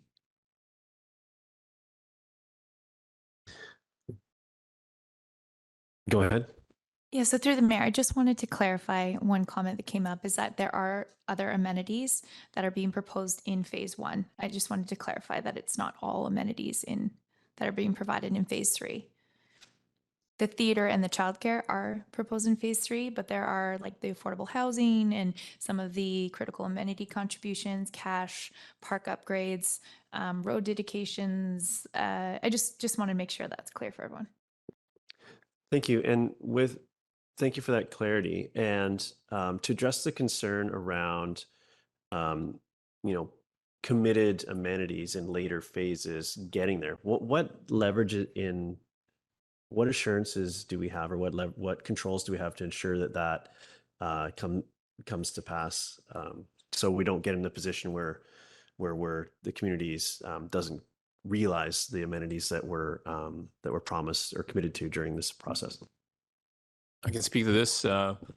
So normally we have the same concerns that some of the biggest amenities associated with this project are at the very end of the development process. And so normally what we would do is look for some kind of a financial security at adoption, or at some point in the beginning of the development process, to make sure that those amenities are delivered, or the financial security then stays with the district as a cash amenity. Thank you. And that's something that happens in due course, or is that something you look for direction for council on, or is that just your planning's practice? It would happen at the land development agreement stage. So when we get through to third reading, we'll have a good understanding of what the phasing is going to be like. We're going to lock that in the land development agreement, and then we will craft any securities required around that end result. Okay, thank you. Yeah, go ahead, Councillor Pettingill. So just to clarify the mayor's question, from my understanding, then it is your plan to secure such security, or you're looking for direction from us to do so? I think that if we end up with the phasing the way it is proposed, staff would recommend at the public hearing stage that we look for a financial security at that time. So council can give us that direction now, but we'll bring this back to council at a future date. Thank you. Councillor Stoner. Yeah, thank you. Through the chair, part of the reason why I wanted to defer this to second reading, and appreciate you did want some feedback, is because I think for me, it really does depend on what that final affordable housing CAC is going to look like. As it stands right now, I don't think that it's like, I appreciate the intent of trying to put the affordable housing CAC at the top of the list. I think that is one of the most critical components in our community. But as it stands right now, the affordable housing CAC doesn't meet the bar for me. And so putting it first doesn't matter. I would prefer to have that commercial space in the theater. So I think that's why I'm having a hard time with this conversation at the moment, is because it's still unclear to me where we're standing with the affordable housing CAC and where we would want to position that relative in the phasing. Thank you.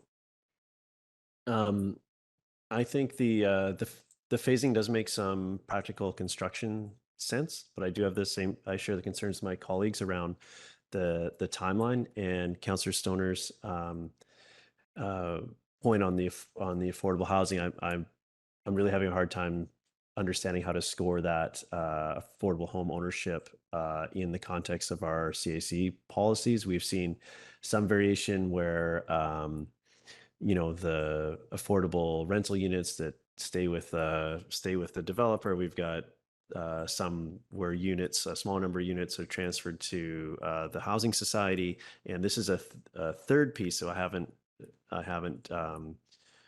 haven't dug into it as a group and have a common understanding about what that looks like. So maybe it is. I'm an eternal optimist, which seems to be helpful in this role, where I think that could be there, but I need I'm really looking for the housing society. So I think to chime in on that, and as they really understand the nuances there, and that's what we're looking for that body to do, and that may change. That what they say may change, not just my opinion of the phasing and the amenities delivered in each phase as well. So I think we've got some sort of alignment on the phasing in general. Sounds good, but there are some unknowns here, which is what we've been grappling with for the majority of this conversation. Councillor Pettingill. Yeah, I'm in a similar place because of the sort of acute need for rental housing and affordable housing. I'm open to the phasing suggested, but I do also have concerns about securing the latter phases. It's not just the amenities, but also the employment, because, with all of our goals about mode shift, so on and so forth, we want to make sure that we are matching new residential dwellings with employment. And so I think it's a big challenge if the employment doesn't come along with the housing, at least in relative short order. And I think this sort of ties into for the need for parking and how all those pieces fit. So I think understanding that housing piece and the security, how all those pieces comes together, I think would seal the deal or not in terms of my support for the phasing. I just want to, because there's a question about the parking pieces too. Yeah, I just wanted if we could get through the phasing discussion, which I'm not seeing any other hands on that. Does that is a question to staff? Does our rambling on the phasing give you what you need, or is there a specific question in there you'd like to have answered? Oh, sorry, John, did it, or Councillor French? I'll look for an answer to this question, then I'll come to you. Thanks, Mayor. This is helpful. This is what we're looking for. Okay, thank you. And at the end of this, would you like us to, are the comments enough, or would you like this more formal? Comments are sufficient. I just want to ensure that we were going to come back to meet that motion. So thank you. Okay, thank you. Sorry, Councillor French, if I missed you. Yeah, I didn't raise my hand, so but I do have some thoughts and I do want to share them. And that is that I'm comfortable with the phasing that I see in the staff report. And just to muddy the waters a little bit more, the affordable home ownership model to me sounds like a bold challenge that I'd like to see us take on. Thank you, Councillor Hamilton. And then I'd like to move on to the parking portion of this. Yeah, I'll make it quick. Thank you.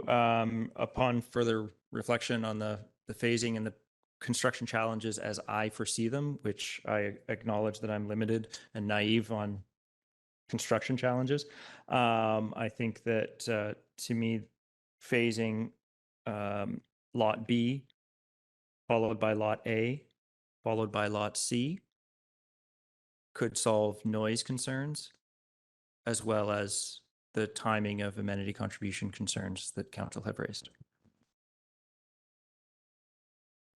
Okay. So next, next we're going to move on to the parking discussion. And I think I'll attempt to summarize sort of the two bookends of this discussion, and then we'll figure out how we resolve the middle space. So we have heard some comments around a desire to reduce parking standards, and then we have had some comments around raising the allowable height of the parkade, which doesn't necessarily generate the parking spots that would go with, but if the proponent wanted to go further, it would facilitate that. Does that sum up what you were trying to get at, Councillor Hamilton? And I think that you did a good job. I think Councillor Pettingill's done a good job of articulating sort of that bookend there. So comments on the parking. Would you like to? I'll go to sort of the two ends of the spectrum, and then we'll figure out how we round this out as a group. So I'll start with Councillor Hamilton, then we'll go to Councillor Pettingill. Thanks very much. I think one of the challenges in parking in Squamish is an expectation that it's freely available. When we make parking freely available, like for example, the parking that's along Bailey right now that is on the proponent's land, there becomes an expectation that you'd be able to park. So you can, if you build a condo and you buy a condo with one parking spot, but you know you have two cars, you think, okay, I can find more parking for free somewhere on the street. And I think that's a challenge that leads to a lot of the parking regulations in our zoning. It leads to us requiring parking. And I think that by removing free parking, we have an ability to allow the market to define parking. And I think that's where it belongs. It belongs with the financial market. If you can make the economic choice to purchase a car and a parking spot that goes with it, then you should be allowed to do so. But I think that our zoning requirement, our parking requirements are the thing that's limiting it. And I think that if we were to increase, if we were to remove free parking from downtown Squamish, then the economic viability of public parking parkades would become much more attractive. Thank you. I have a quick question to staff. Do we have, in a development that provides parking, which all of our developments provide parking, is there anything in our regulation that controls if the residents need to pay for that part, or is there anything in our regulation right now? I'm thinking of places where, yes, you own an apartment, but the parking is still X amount a month. And this is something that we see in Vancouver and other places. No, we don't have any regulations around regulating parking. We just have to make sure that every unit has a parking stall, and some places will charge for it and a lot don't. Okay, thank you. I just wanted to clarify as it kind of bled into off the edge of your comments, Councillor Hamilton. Yeah, go ahead. And let me be clear, when I say free Yeah, I'm on. When I say free parking, I'm referring to park district on district land. You're allowed to do whatever you want on private land. Yep. No, it's fine. I just wanted to clarify those two pieces. Councillor Pettingill, do you want to comment on this? Sorry. Sure. And just to be clear, I think this development was the first one where I really maybe stirred things up a little bit with some of my thoughts about parking. So it's nice to be back here, I guess.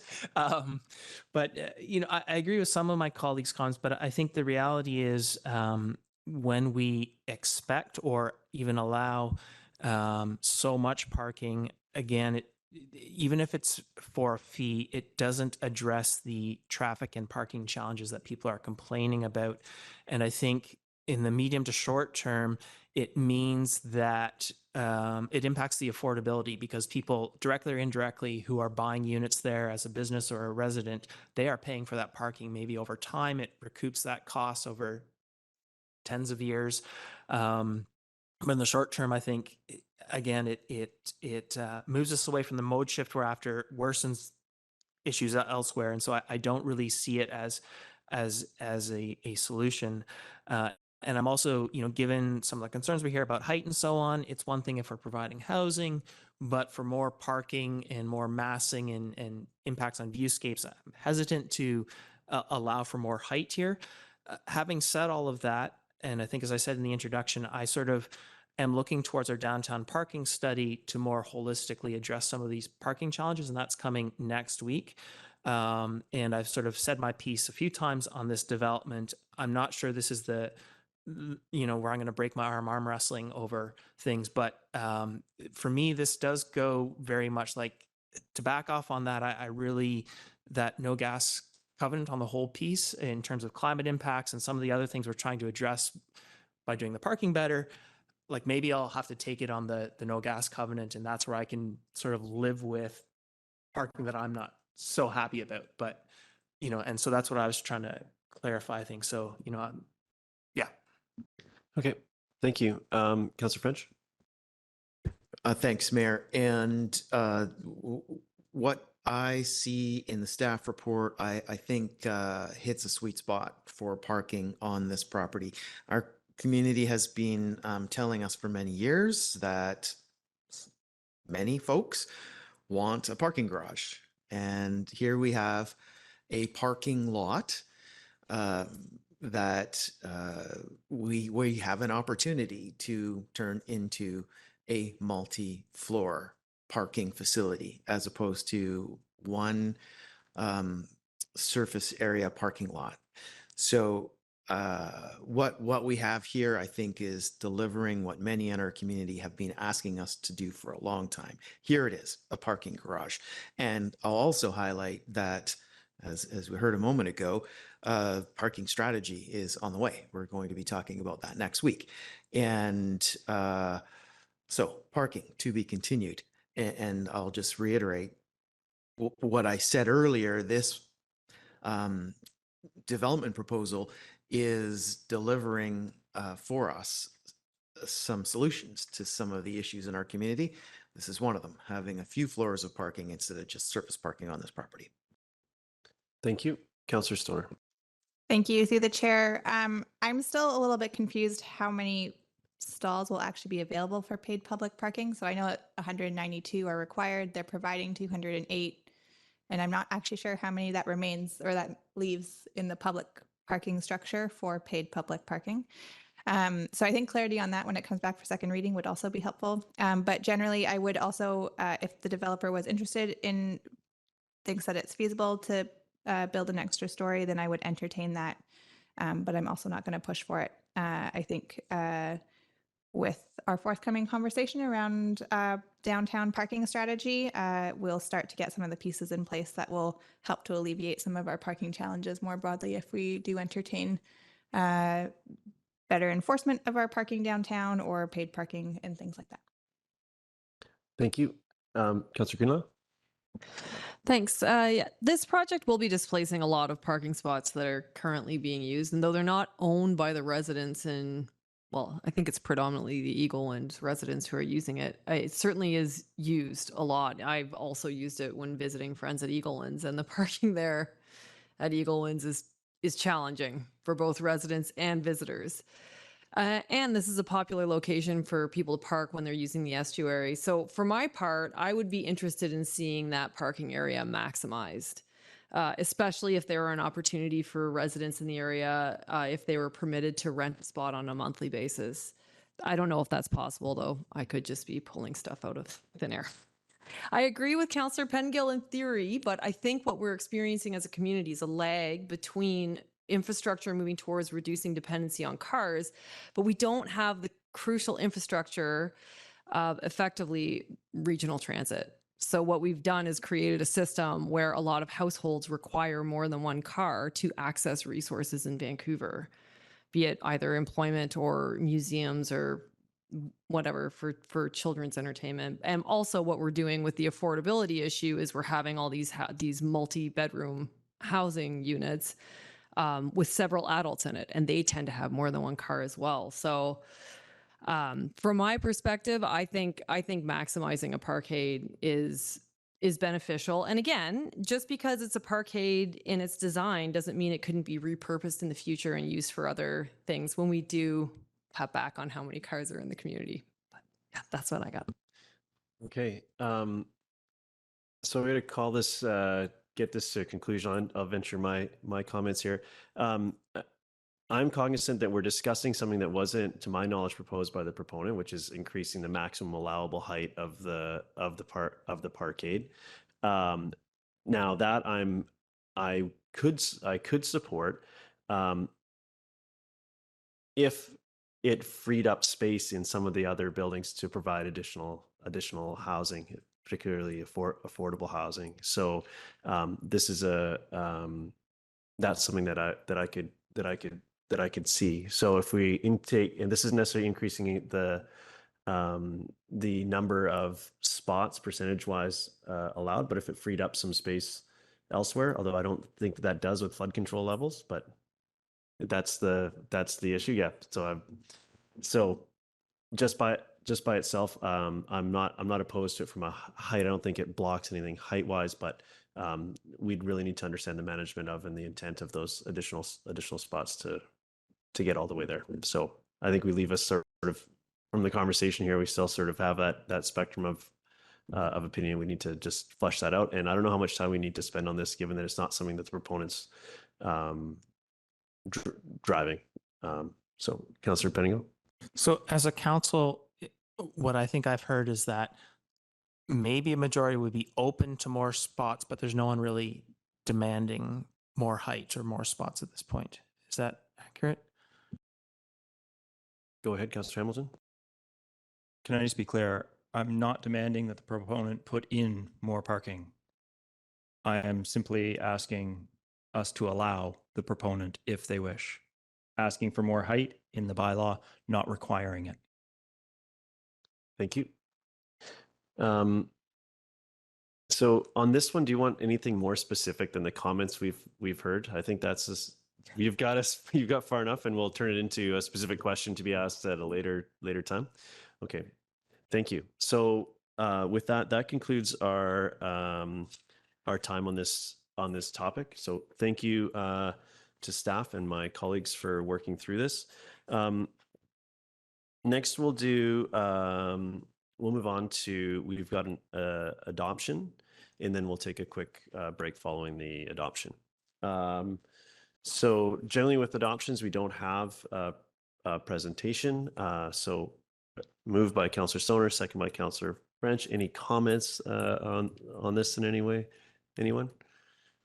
Go ahead, Councillor French.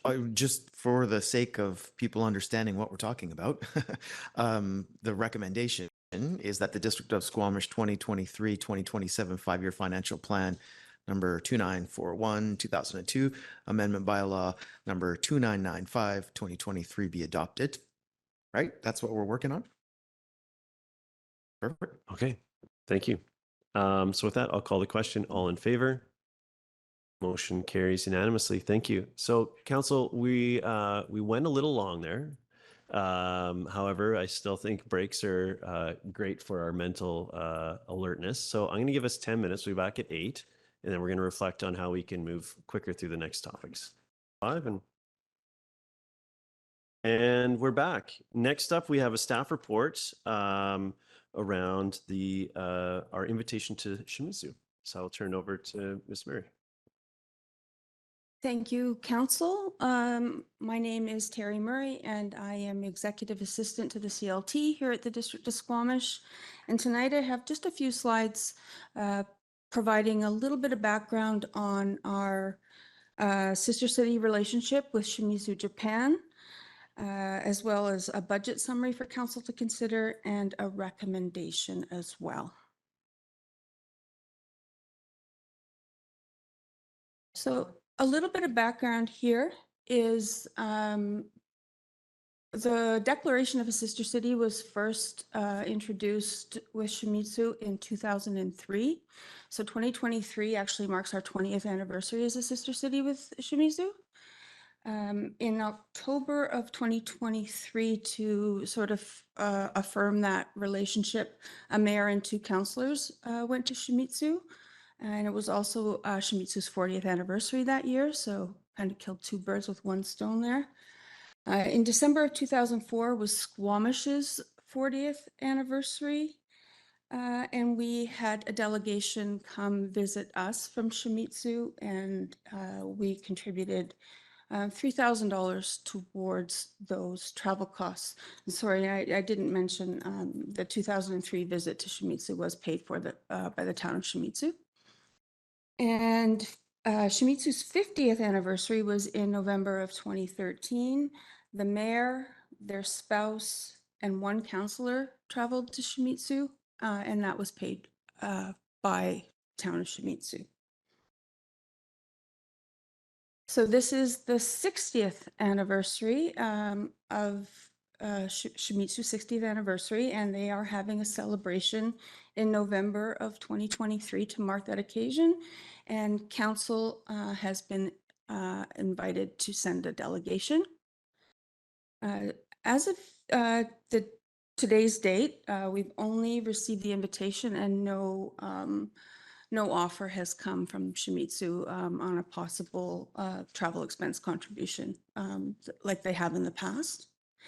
So it's recommended that should Squamish wish to send a delegation, that we should just plan to pay for those expenses ourselves. And staff have done some research into the costs of traveling to Shimizu. And we've provided for council here some low and high estimate costs, with the idea that these could change at any time. Shimizu is not as expensive as Tokyo. So if the prices seem a little low, we have done our research. We've checked hotels, we've checked flights, and this is where they run. So you can see here on the high end for 3 people to travel to Shimizu would be about $10,650. One thing that we didn't think about when I was filling in this budget summary is that we quite often go to Shimizu with gifts, and they reciprocate when they come to visit us. So that is one expense that would need to be considered here. Just so the request is to take the funds from council contingency budget, which is currently sitting with a balance of $25,000.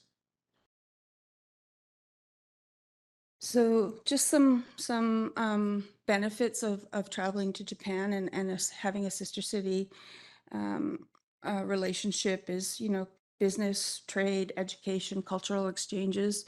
Shimizu has sent students every year, I believe, since 2003 to visit Squamish and do a cultural exchange up until COVID in 2020. And we haven't had a visit since, but they have come every year.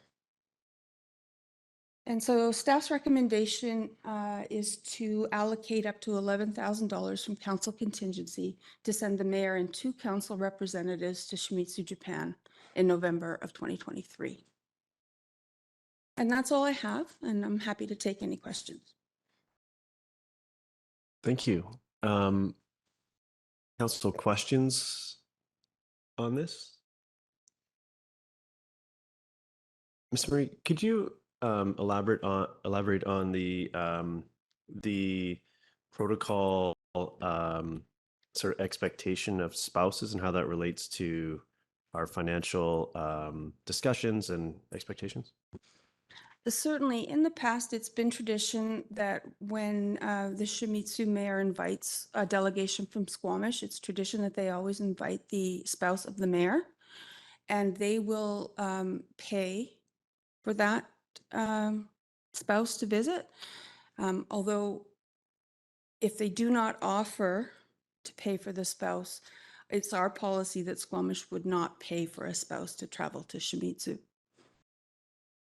Thank you. I just wanted that to be out there as part of this discussion. Councillor French?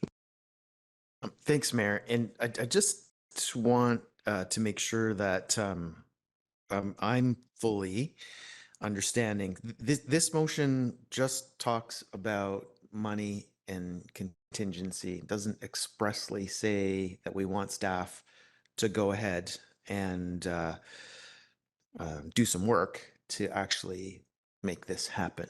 So does this motion just assume that by saying yes to the money that we want staff to go ahead and help us get there?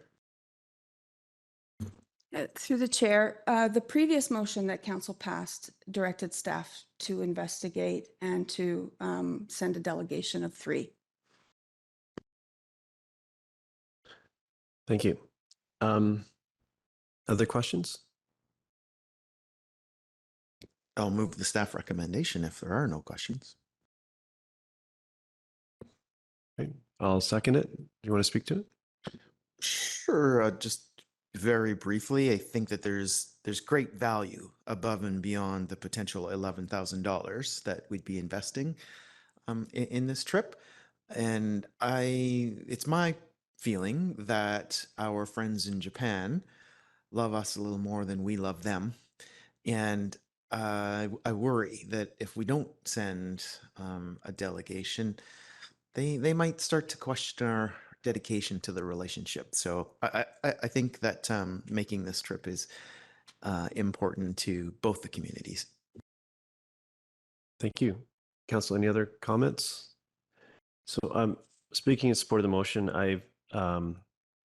for years I had my family hosted Japanese exchange students from Kotoku district, which was through the Cap U program, and I worked on that program as a counselor later, and I found it extremely valuable. And any chance we have to engage with people from other ways of sort of living, of all the things, is really impactful. And I know my daughter benefited from going on a Rotary exchange, and it really changed her perspective as well. So I think this is really important work, even if it is slightly intangible at times. So yeah, I'll be speaking in support of the motion. Go ahead, Councillor Stoner.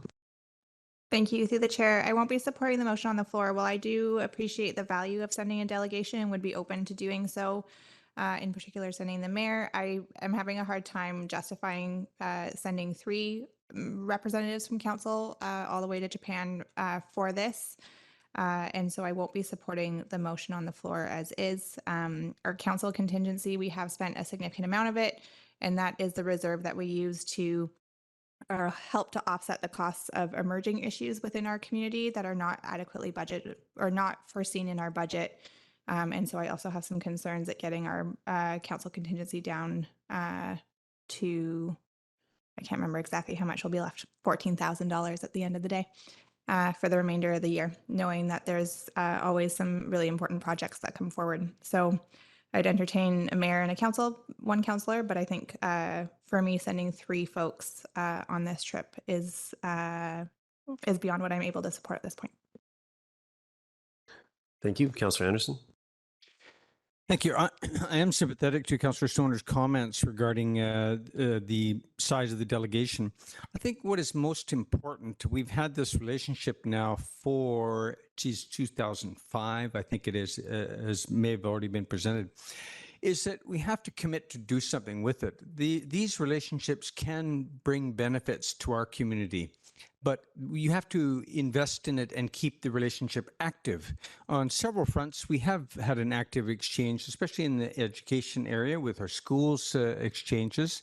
When I was with the Chamber of Commerce, I did a bunch of research into Shimizu and surrounding area as to what is here for Squamish, and I found that there's actually quite a bit of interesting things to pursue for Squamish to investigate, report back on, and assess.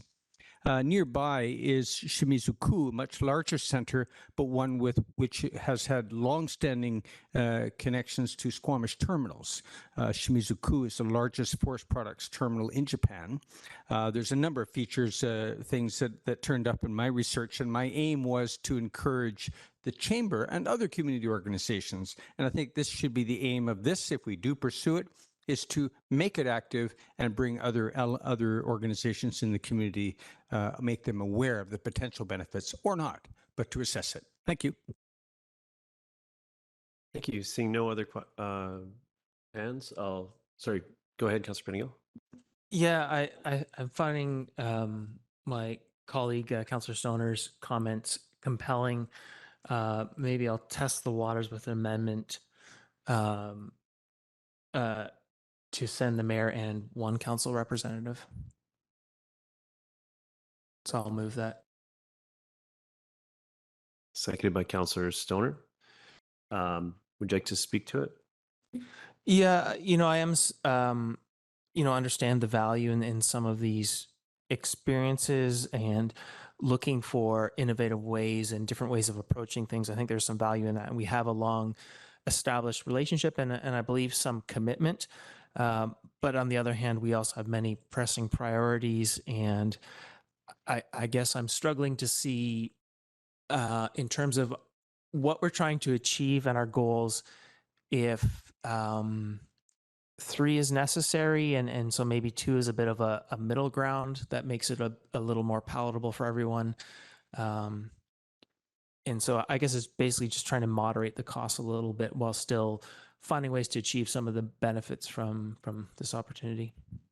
Okay, thank you. I got a question for clarity and from staff. Would you, the motion, the meat of the original motion, what to me was the budget piece and okaying the budget from council contingency. So given that this motion contemplates reducing the numbers, it doesn't reduce the budget ask, which is where I feel is implied in the room. But do you have a recommendation for the budget piece of this that maybe we should be addressing right now? Through the chair, because the motion actually says up to $11,000, we can always reduce our spend to any amount up to $11,000. Okay, I just wanted that clarity of what we're discussing here. If we're looking at 2, those pieces as presented don't change except for the multiplier of how many are going. Okay, Councillor French. Thanks, Mayor. I'm happy with this amendment. For me, the important thing is we send one or some people to our sister city. And if it's 2 instead of 3, and the spend is in the area of $8,000 instead of 11, all good. I can support the amendment. Thank you. Councillor Greenlaw? Oh, I just have a brief question. I was just wondering if there's any objection to councillors subsidizing their traveling costs.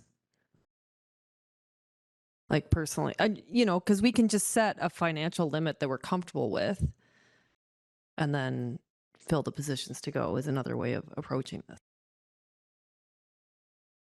Well, right now we're discussing the amendment to the motion that doesn't contemplate that. So that's a good, I see where you're going there. So maybe we should move through this amendment piece and then we can get to one recommendation. So I'm supportive of this. I do think this relationship is something that if you don't participate in it, then you don't have it, and I think that it's important to maintain it. I also share my colleagues' concerns around council contingency, and it makes me think of a few things. One is council contingency dollar amount hasn't changed in the time that I've been here. I'm not sure how far back it goes, and I know that the cost of doing things has. So I think that having a look at that is one piece. Also, I don't think it's the most appropriate place to be funding this particular project from. And I think this project, if we would like to maintain a relationship and long term with a sister city, then it would be prudent to put aside a little bit every year to have something to spend on it when it is time to do it, because this isn't something that happens annually. The last one hasn't happened in a long time, but we're dealing with our annual council contingency to deal with it. And it's if it is a relationship that we're committed to, and I think it should be, then I think it deserves some attention otherwise, even in a minor amount, so that when it is time, it can maybe be topped up from council contingency, but we have something to work with, because the planning for these things doesn't seem to align with our lengthy budget process. That would be really where it should live if in a perfect world. So with that, I'll call the question. All in favor? Any opposed? Motion carries. So now we're on to our amended motion. And I heard some speculation around from Councillor Greenlaw. I think that with the comments from Councillor Greenlaw, given that we've just reduced the amount, do we need to resolve this right now? Or is that amount, if someone wants to, if we can figure out a way to work through that, which is a longer discussion, I would imagine, as it's a new concept for everyone in the room. I suppose we'll have to take that, best just to take that on and see where we get to, or do you have any comment before? I may turn this one over to Ms. Boxroot if she can help me with that. Thank you, through the chair. Thank you for the question. I think it's probably best that we leave it as is, and then staff can consider and bring back a recommendation. This does put a cap on the value, so it's a starting point, and we can certainly work with some different options. Okay, so now we're back to our amended motion, and I'll call the question. All in favor? Any opposed? Motion carries. Thank you. I'd also like I'll make a motion that we refer sort of maintenance of sister cities and funding to a future budget discussion. Second by Councillor French. I spoke to this in my comments on the other motions, so I'll just call the question. All in favor? Any opposed? Councillor Stoner opposes. Motion carries. Thank you. Next, we're on to Land Development Agreement Amendment for Upper Finch Drive rezoning. And I will turn it over to staff to introduce themselves and the topic.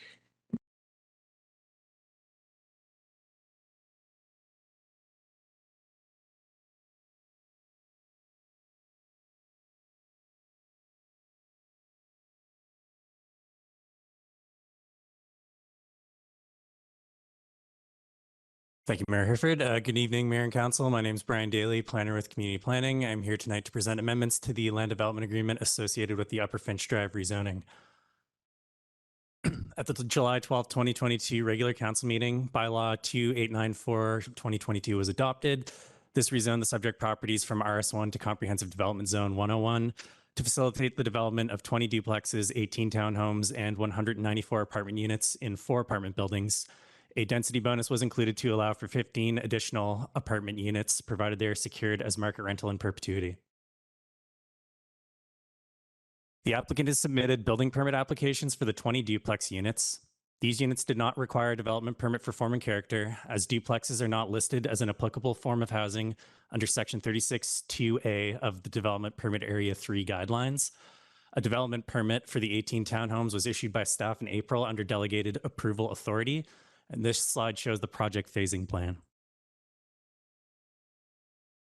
A package of amenities was proposed by the developer and secured in the land development agreement approved by council in 2022 as part of the rezoning process. It included affordable housing, unit donations to the Squamish Community Housing Society, daycare space, and infrastructure and park improvements. The following items on this slide are subject to this LDA amendment. The developer has been in discussion with Canadian Mortgage and Housing Corporation to obtain financing to build the AP1 apartment building. AP1 was originally intended to include 32 affordable rental units, 4 market rental units, and 2 units to be donated to the Housing Society. CMHC identified 2 issues that needed to be addressed for the developer to obtain financing. The first issue is the units being donated to the Housing Society cannot be included in the AP1 building, as all of the units need to be under one title to obtain financing for the rental building.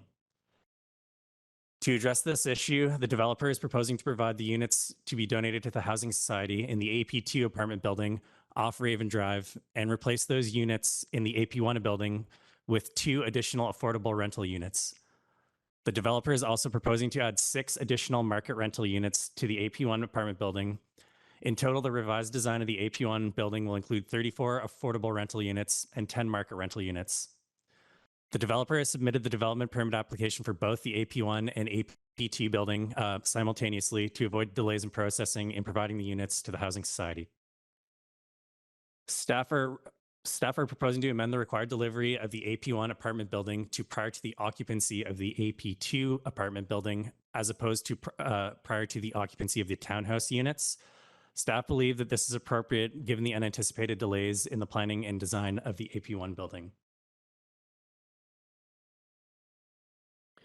The other issue that needed to be addressed was that there needed to be more units in the AP1 building for it to be financially viable. So as mentioned before, 6 additional market rental units were proposed. And to increase the number of units in the AP1 building, the building will cantilever over top of stormwater infrastructure. A throughway will be provided to maintain vehicle access to the building parkade, as well as to the storm detention pond to the north of the building. Statutory right-of-way over the infrastructure in favor of the district will be registered on title.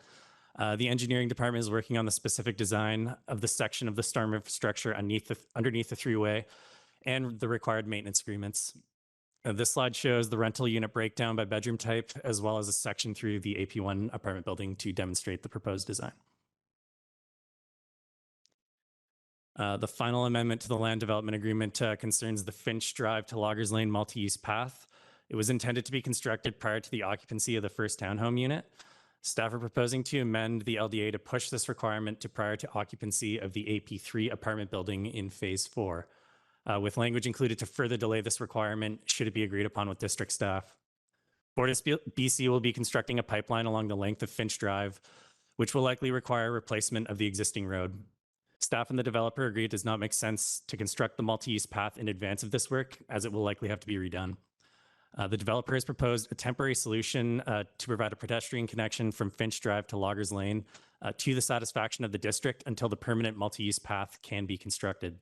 And staff are supportive of this amendment.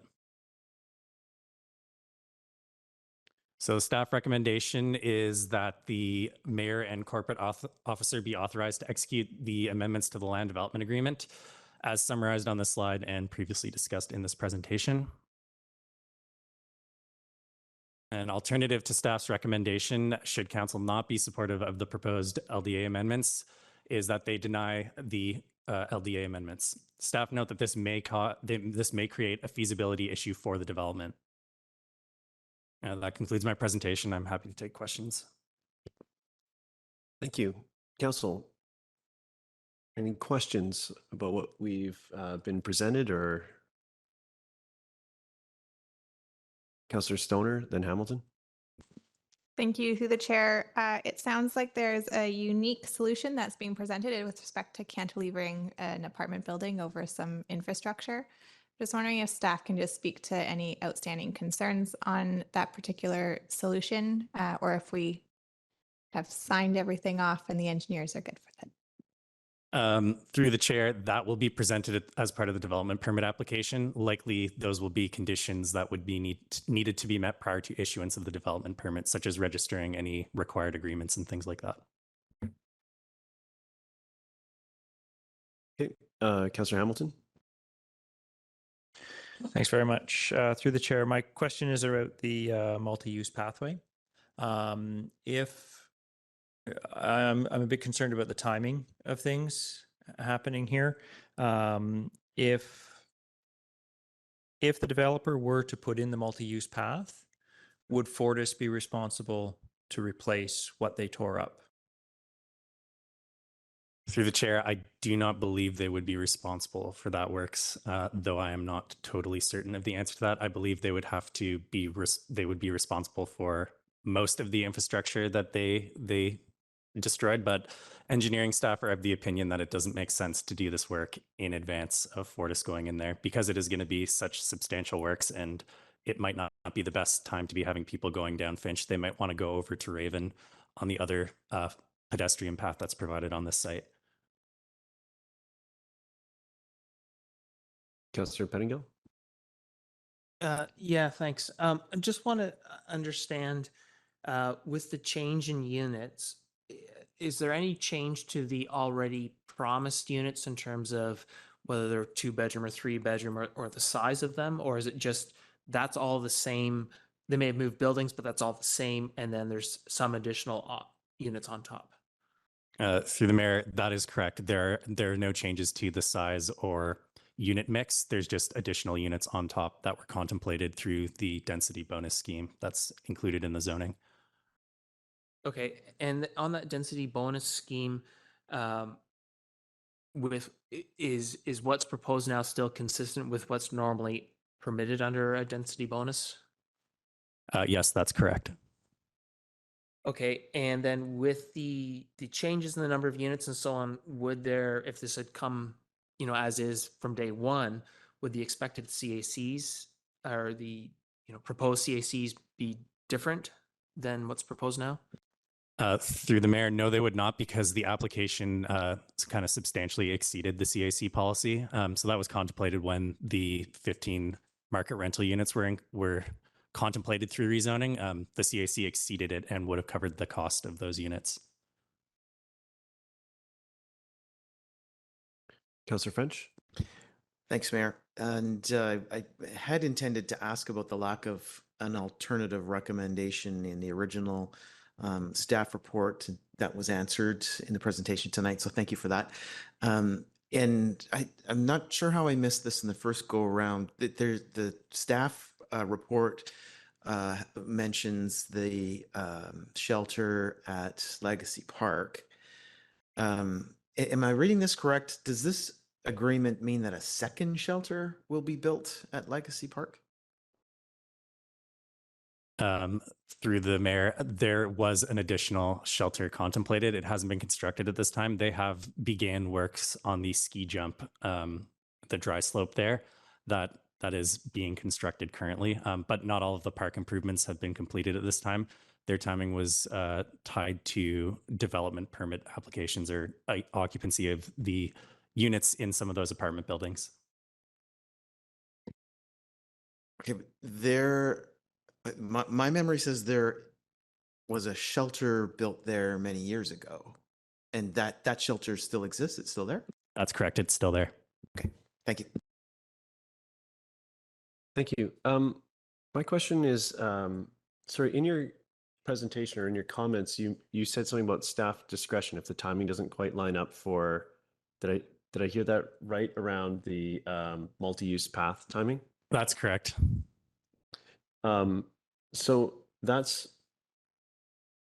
not captured in our recommended motions that I have here. I just wanted to highlight that, and it triggered a question for me.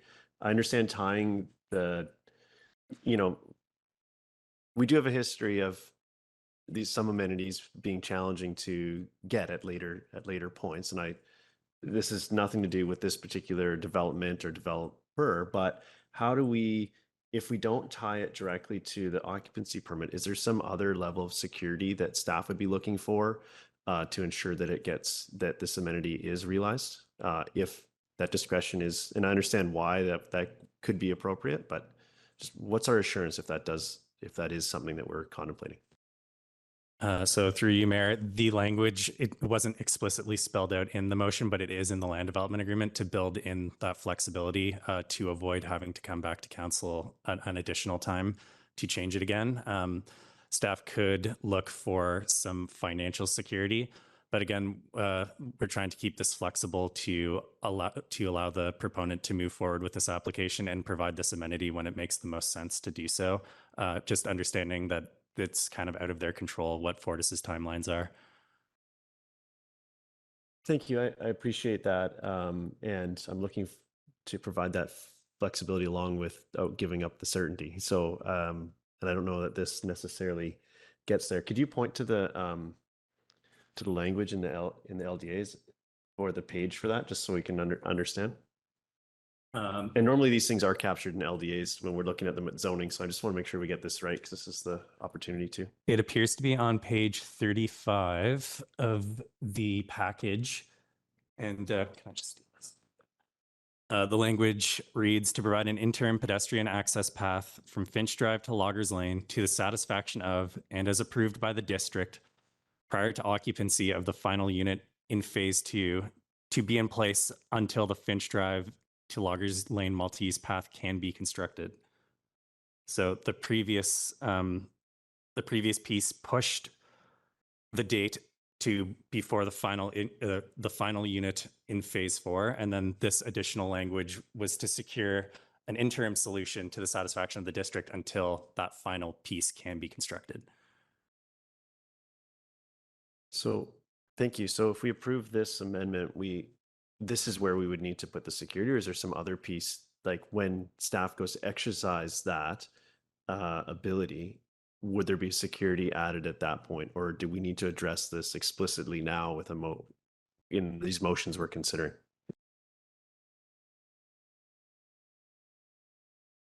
So the security is occupancy on phase 2. So they'll have to have that interim solution completed by then. And then they have until phase 4 to finish the full path. Okay, thank you. Council, any other questions? Seeing none, I'd entertain motion. Moved by Councillor Hamilton, second by Councillor Stoner. Are you moving, sorry, staff recommendations? Yeah, yes, I'll move the staff recommendations. Would you like to speak to it? I think that this is a situation where developers got, here things are moving, things are changing, and I think that we're making accommodations, reasonable accommodations, to allow the development to continue moving forward, providing the affordable housing and our infrastructure that we need. Thanks. Thank you. Through the chair, also happy to support the motion that's on the floor. I think we try our best to secure the phasing in LDAs, and sometimes things change. I want to particularly highlight some appreciation for the developer's interest in submitting the simultaneous application for AP1 and AP2 so that it doesn't further delay the contribution of the affordable housing units to the society. So that was the piece to me that I thought was really critical.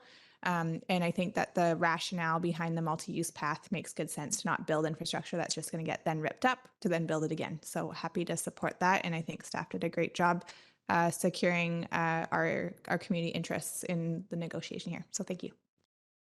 Thank you. Councillor French, then Pettingill.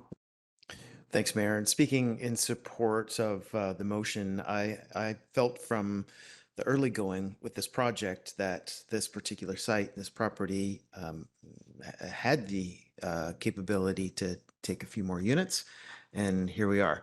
And I think that where we're at with this demonstrates a nimbleness that we're going to need moving forward as the provincial government watches carefully over every unit that we're looking to build in our community. So, and I'm with Councillor Stoner on the multi-use path and the common sense approach to do that particular part of the project once and only once. Thank you. Councillor Pettingill. Yeah, my recollection is that I didn't support this the first time around because of concerns about It's the affordable units that are going closest to the proposed pipeline, which would have the greatest risk if that goes ahead. And we still haven't received, a full analysis from Fortis of the risk. And after looking through the pre-reading for the TUP discussions next week, my concerns there are greater, not less. Having said that, we are sort of adjusting what's generally already approved. And so I'm not sure, trying to weigh in my mind the value of making a statement with a vote against, or if I should sort of save my concern for new development, where we do have a lot more say going forward about how close we allow new homes to go to proposed pipeline routes. And I'm sort of leaning towards that way.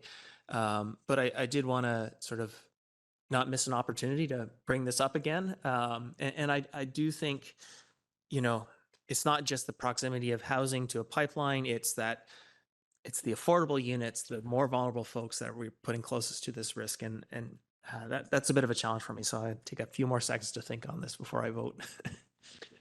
Thank you for that. Any other comments? Go ahead.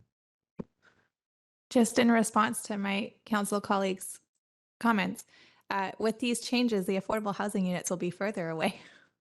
They're adding more into the AP1, but the affordable units are being moved to AP2. I appreciate that clarification. And that's, we had some mix up with the links. And so at first I thought it was moving further away and I felt better about this, but then the presentation now I thought, oh no, they're moving closer. It's good to hear. Can I ask staff at this point? You can ask a clarification question. Absolutely. Okay. So is it correct that more of the affordable units are moving further away from the pipeline route? No, the AP1 apartment building was always contemplating having the affordable rental units. The 2 units being donated to the Housing Society are moving further away from the pipeline. So there's a minor improvement. Okay. Any other comments before I venture my own? I'm speaking in support of the motion. I think these are complex projects, and when we're looking at rezoning, we all do our best, the developer and staff and those of us sitting at this table, to set the right course. And I think this shows appropriate amount of flexibility as we get into actually executing these things and realizing the benefits to the community. So I think we all wish we lived in a simpler place and time, but I think this reflects well where we are, and I appreciate the staff's work bringing this forward, and the applicant's flexibility to address the concerns and keep moving. And I think overall this have a positive impact on the project. So happy to support. With that, I'll call the question. All in favor? The motion carries unanimously. Thank you. Next up, we have development permit number 597 for Hop Creek Farms. And I will turn over to staff.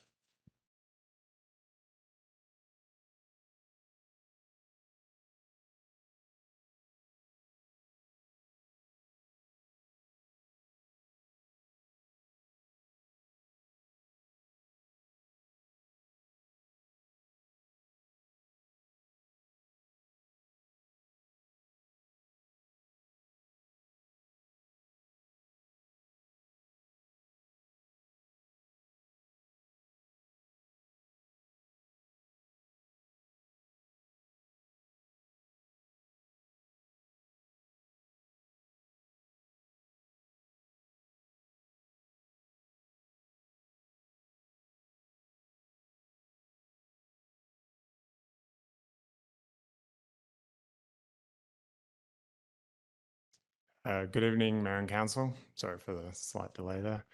I'm presenting on development permit application DP 000597 for the Hop Creek Farms Brewery at 41060 Government Road.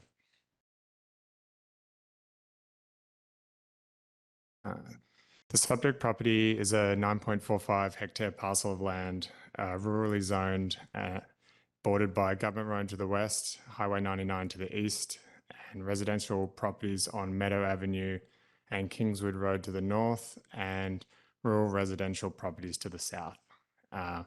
Through the property flows Dryden Creek, and also the railway line passes through. Existing use of the land includes a residential dwelling and agricultural related buildings and a farm stand. And the location of the project is within the northwest portion of the lot, bordered by Government Road, and the residential properties on Meadow Avenue to the east and Dryden Creek to the south. For context, the subject property is located within the Agricultural Land Reserve and operates as a farm with a farm market on site. An update to the ALR regulations in 2017 allowed for alcohol producers to operate within the Agricultural Land Reserve as a farm use, where a certain percentage of farm product is used as part of the production process. Where a brewery meets these requirements within the regulation, it is classified as a farm use that may not be prohibited, and the provincial regulations prevail where there is inconsistency with local bylaws. Therefore, the use must be permitted. However, other siting and design requirements within municipal bylaws, including the zoning bylaw and the OCP, still apply.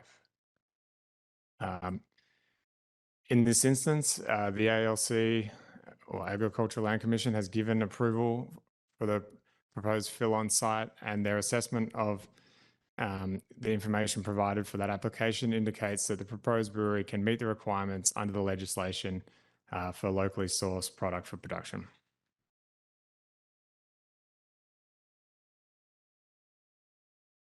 The lands are subject to 4 development permit areas. There's DPA 1, 2, 3, and 11.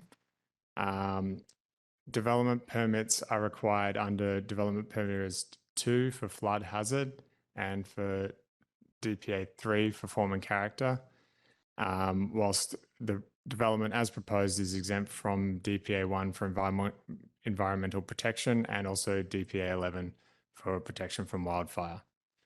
And the applicant has worked with staff to comply with the DPA 2 guidelines, including raising the development to meet flood construction level and allow it for floodwater conveyance. And the proposed resolution requires that a flood covenant be registered on title as a condition of issuance of the development permit. And the focus on today's presentation will be on the project's consistency with the DPA 3 Universal Form and Character Guidelines. The development proposal. So the application seeks to allow for the construction of a brewery and tasting room, which is connected with a covered patio space, totaling 350 square meters of gross floor area. The exterior area includes additional seating and space for seating, food trailer, and barbecue. The proposal also includes associated parking, loading, and waste storage areas. And the areas not being used for brewery-related use are to be maintained for agricultural use, which is a Agricultural Land Commission requirement. Additional amenities include a pedestrian trail proposed along the frontage to provide safe connectivity along Government Road, along with other frontage upgrades, including new pedestrian crosswalk to the existing bus stop on the west side of Government Road and bus stop pad. Additionally, 2 accessible parking spaces have been provided adjacent to the accessible access, and 18 bike parking spaces have also been provided next to the entrance. The development generally complies with the requirements of the zoning bylaw, and no variances have been requested. Form and character. The brewery and tasting room designed to reflect 2 large grain silos and have been positioned on site to be set back from watercourses and orientated so that the patio areas face out towards Dryden Creek and the rest of the Hop Creek farm. The design promotes simple forms with exposed structural elements through the covered patio, taking cues from traditional open barn structures. The selected materials honour the rural location as influence from the industrial farm setting historical to the area. And these materials are woven through the interior spaces, creating a temporary industrial vision, including concrete, cordon steel, and walnut wooden elements. And while the use of silos does not necessarily emulate historical hop farm structures historically found in Squamish, the design is of a high quality, draws on the agricultural and hop farming history of the area, including other design elements, materials, and landscaping, which are drawn for this design inspiration. And staff propose that development meet the form and character guidelines within DPA 3. The landscaping aims to further promote an authentic natural farming aesthetic with rustic log features for seating and overgrown shrubbery. Permeable materials are suggested and used for pathways, parking surfaces to minimise material added to the land whilst aligning with agricultural land reserve policies for rural vision of the development. Additionally, significant vegetation, including large trees, are proposed along Government Road to screen the parking area. These will complement the existing walnut trees along the frontage, and only minor non-significant tree removal will be required to facilitate access to the lands, and tree permits will be required for that. Large trees are also proposed along the rear lot line adjacent to residential properties to screen the development. Overall, a large amount of planting is proposed on site in areas not covered by agriculture use for crop production.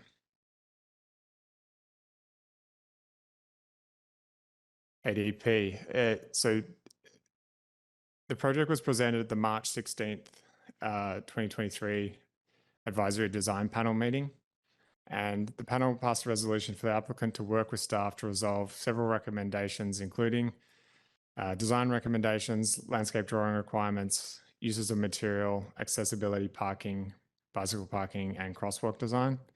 And since the meeting, the applicant has worked with staff and made changes to the landscape drawings to meet district requirements, included trip end facilities located within staff washroom within the brewery building, provided turning analysis for parking and driveway, additional Class B bicycle parking spaces for a total of 18 for patrons, included material specifications, and the pedestrian ramp corners have been softened into the landscape.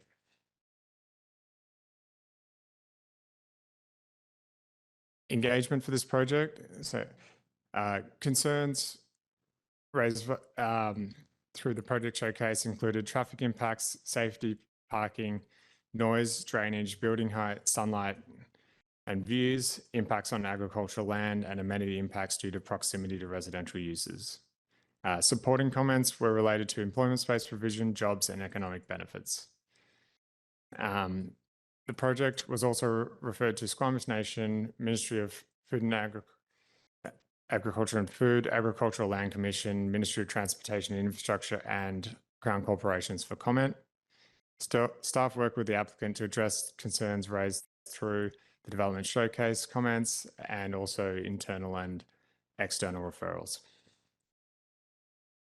And finally, staff proposed that the development is consistent with the DPA 3 area guidelines. And as a result, staff put forward the following recommendation: that the District of Squamish authorise development permit area number 000597, as shown on the slide, subject to registration of a flood covenant on title and registration of a covenant for protection of the development from wildfire hazard. Thank you. And that concludes my presentation. Thank you. And if I could just to take that slide down until we get to that point, helps everyone see who's here. Thank you. So Councillor French. Thank you, Mayor. A pedestrian trail is proposed for the western edge of the property. And in the drawings that I've seen, the plans show the northern end of the path ending at a crosswalk connecting to a bus stop and sidewalk on the west side of Government Road. But I don't see anything in any of our information about how far south the path is going to extend. Will it go to where the current farm stand is located? Through the chair, the final design of the path is to be determined through servicing agreement with engineering. There's still some details to be worked out, but yes, generally it will extend to the south of the property. Okay, I think you might have answered my next question, but for clarity, I'll ask it anyway. What surface will that pedestrian trail have? Paved, crushed gravel, something else? Is this question coming too early? Through the mayor, details to be determined. Ideal scenario would be asphalt surfaced path. Okay, and I'm wondering if the proponents are granted a development permit at this point in the process. What do they need to do after that to push the project forward? So they'll need a building permit. That's a given. Do they need any other permits above and beyond building permit? Through the mayor, soil permit will be required. Registration of covenants as provided for in the recommendation, and a building permit and tree permits for any tree removal. I have one more if you'll. Oh, and servicing agreement. Sorry. I looked for this in the information that was provided and didn't see it. Wondering if maybe the information is with you, but just hasn't made it to our information. Is there any indication of how many jobs this proposed brewery and tasting room is expected to create? Through the mayor, I don't have those numbers. Yeah. Thanks, Chair. Thank you. Councillor Stoner. Yeah, thank you. Through the chair, just a few questions. So some of the components of the DPA 3 guidelines are around parking, transportation, and loading. I'm just curious if the proposed either entrance or exit aligns with the entrance of the CHM development that is currently happening. I'm just trying to figure out how many entrances and exits we'll have along Government Road. Through the mayor, I believe it does not align directly with that. Okay, and is there going to be any lighting at the proposed crosswalk? The mayor, lighting is proposed at the crosswalk. And is there any lighting proposed on the pathway? Through the mayor, I think the details on the pathway lighting are to be determined. The servicing agreement, there's some details to be worked out. There's some what the frontage upgrades are requirement as through the subdivision development control bylaw, and exactly what they'll be is going to be determined at servicing agreement stage. Okay, and then finally, you mentioned that the comments from the ADP around the sharp corners of the ramps have been addressed. Your language is that they've softened the corners into the landscape. What does that actually mean?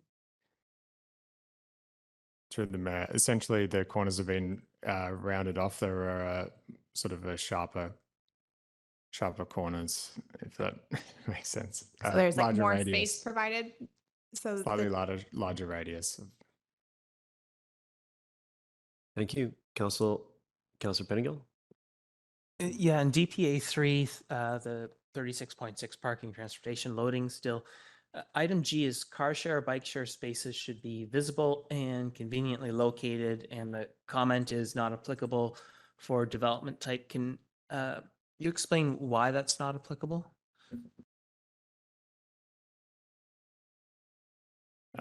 Through the mayor, I believe that one is more related to developments that require those types of spaces. I think in terms of car share and whatnot. But is your question specifically related to bicycle parking?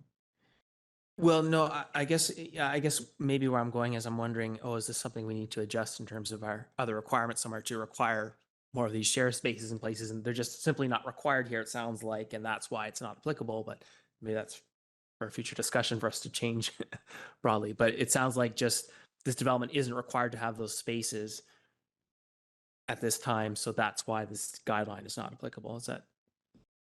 Through the Mayor, that is correct. That's my understanding. Okay. My questions are around the access to this, and similar to, I think it was Councillor Stoner's questions around the alignment of them. Are we going to have on the exit, which is at the north end, which is quite close to that corner? How do we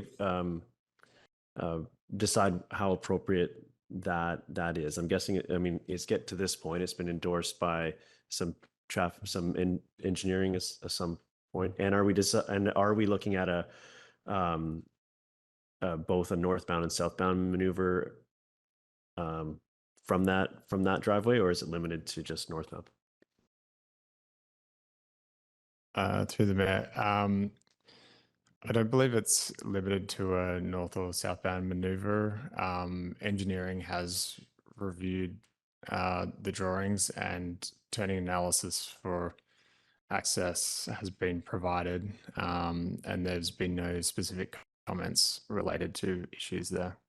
Okay, thank you. I'll leave that to the experts then, but did raise an eyebrow that we had more entrances there, and I will echo I know this lives elsewhere, but that is a dark area, and there are some challenges down the road. So, and as much as this meets the bike parking requirement, to sort of the train of thought that Councillor Pettingill started on about future changes to policy, I would just recommend that we leave space for more. I think you're gonna. I hope that if this goes forward, that it's successful, and that amount of parking is overrun on opening day, and we need to consider just exceeding our standards that way, and giving that some consideration in landscape plans and so on, because every meter of this is accounted for. So I just wanted to flag that one, that I think this business operating well means that bike parking is going to be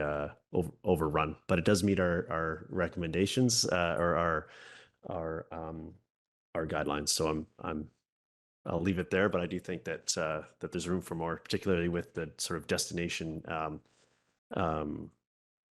style of this business. Seeing no other questions. Oh, you got one? Go ahead, Councillor Stoner.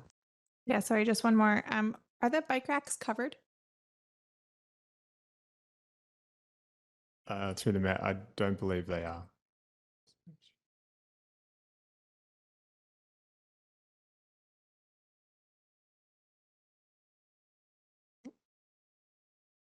I just see scrolling. You're okay for right now, Councillor Stoner?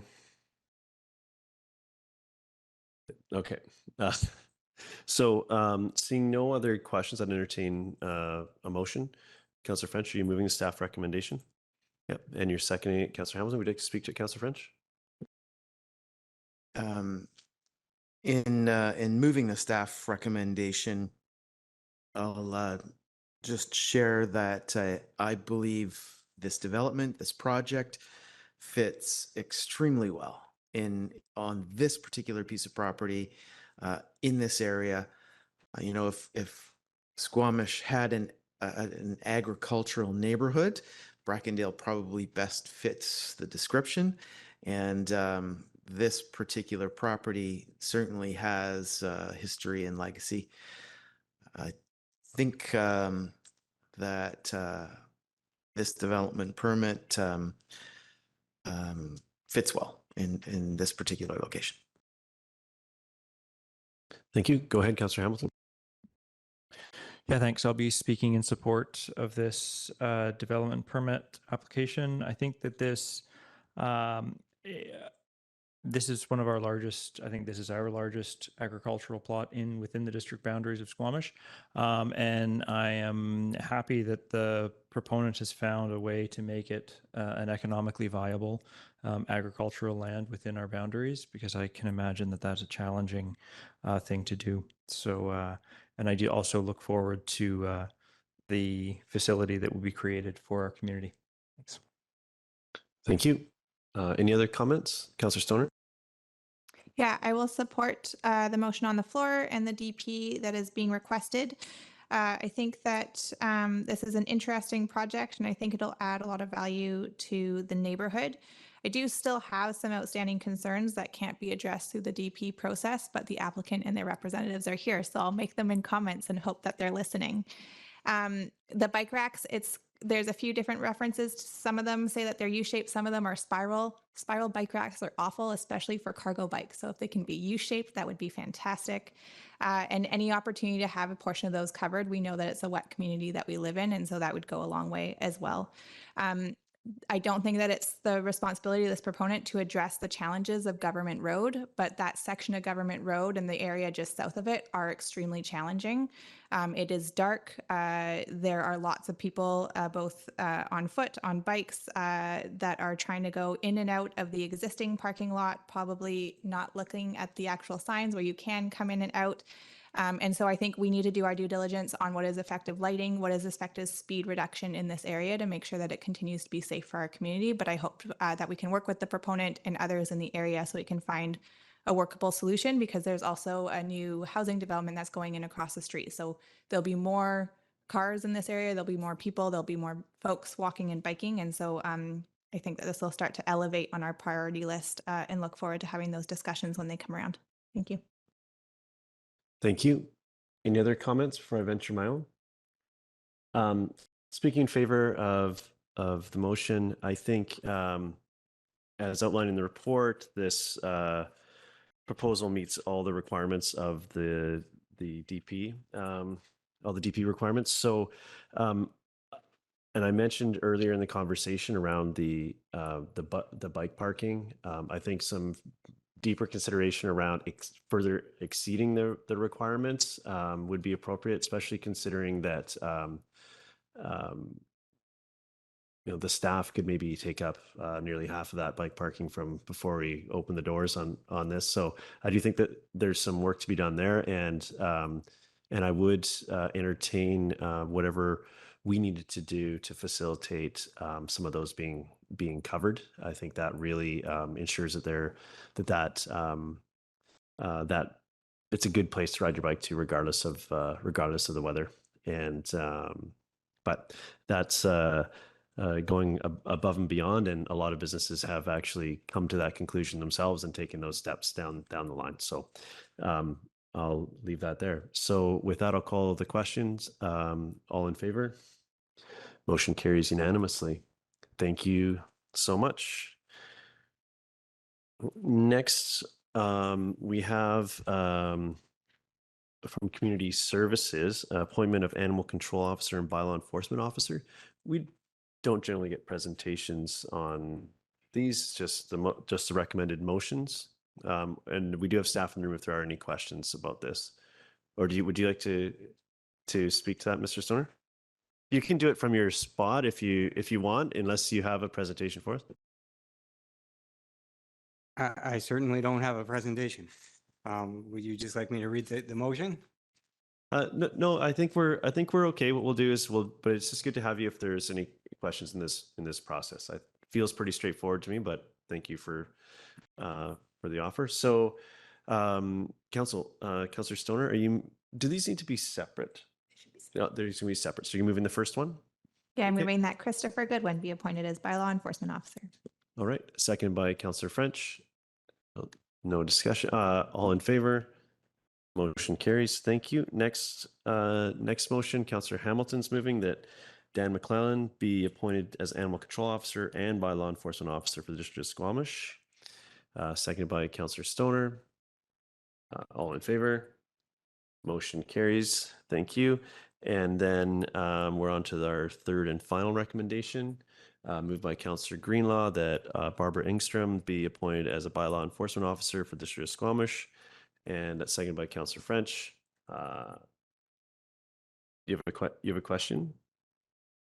Comment. Okay, we'll go to comments. Go ahead, Councillor Pettingill. Yeah, and this just applies to all the resolutions, and this is coming out of just some of the other correspondence I've received. And just want to be clear that in general, it's our CAO that ultimately is responsible for staffing. There are legislative requirements that we appoint people. So this is somewhat a formality. It isn't our practice to hire or appoint every single position. There's a special legislative requirement here. So I just wanted to make that clear for anyone that's watching. Okay, thank you for that context. With that, I'll call the question. All in favor? Motion carries. Thank you. We have no late agenda items, so we're on to correspondence action requested. And here we have pigeon racing in Squamish, and there is a staff recommendation that the correspondence received regarding pigeon racing in Squamish be referred to staff to bring back a recommendation to council regarding the District of Squamish's regulatory ability. We had a presentation to this effect a little bit earlier. Are you moving the staff recommendation? Moved by Councillor Hamilton, seconded by Councillor French. Would you like to speak to your motion before I go to the?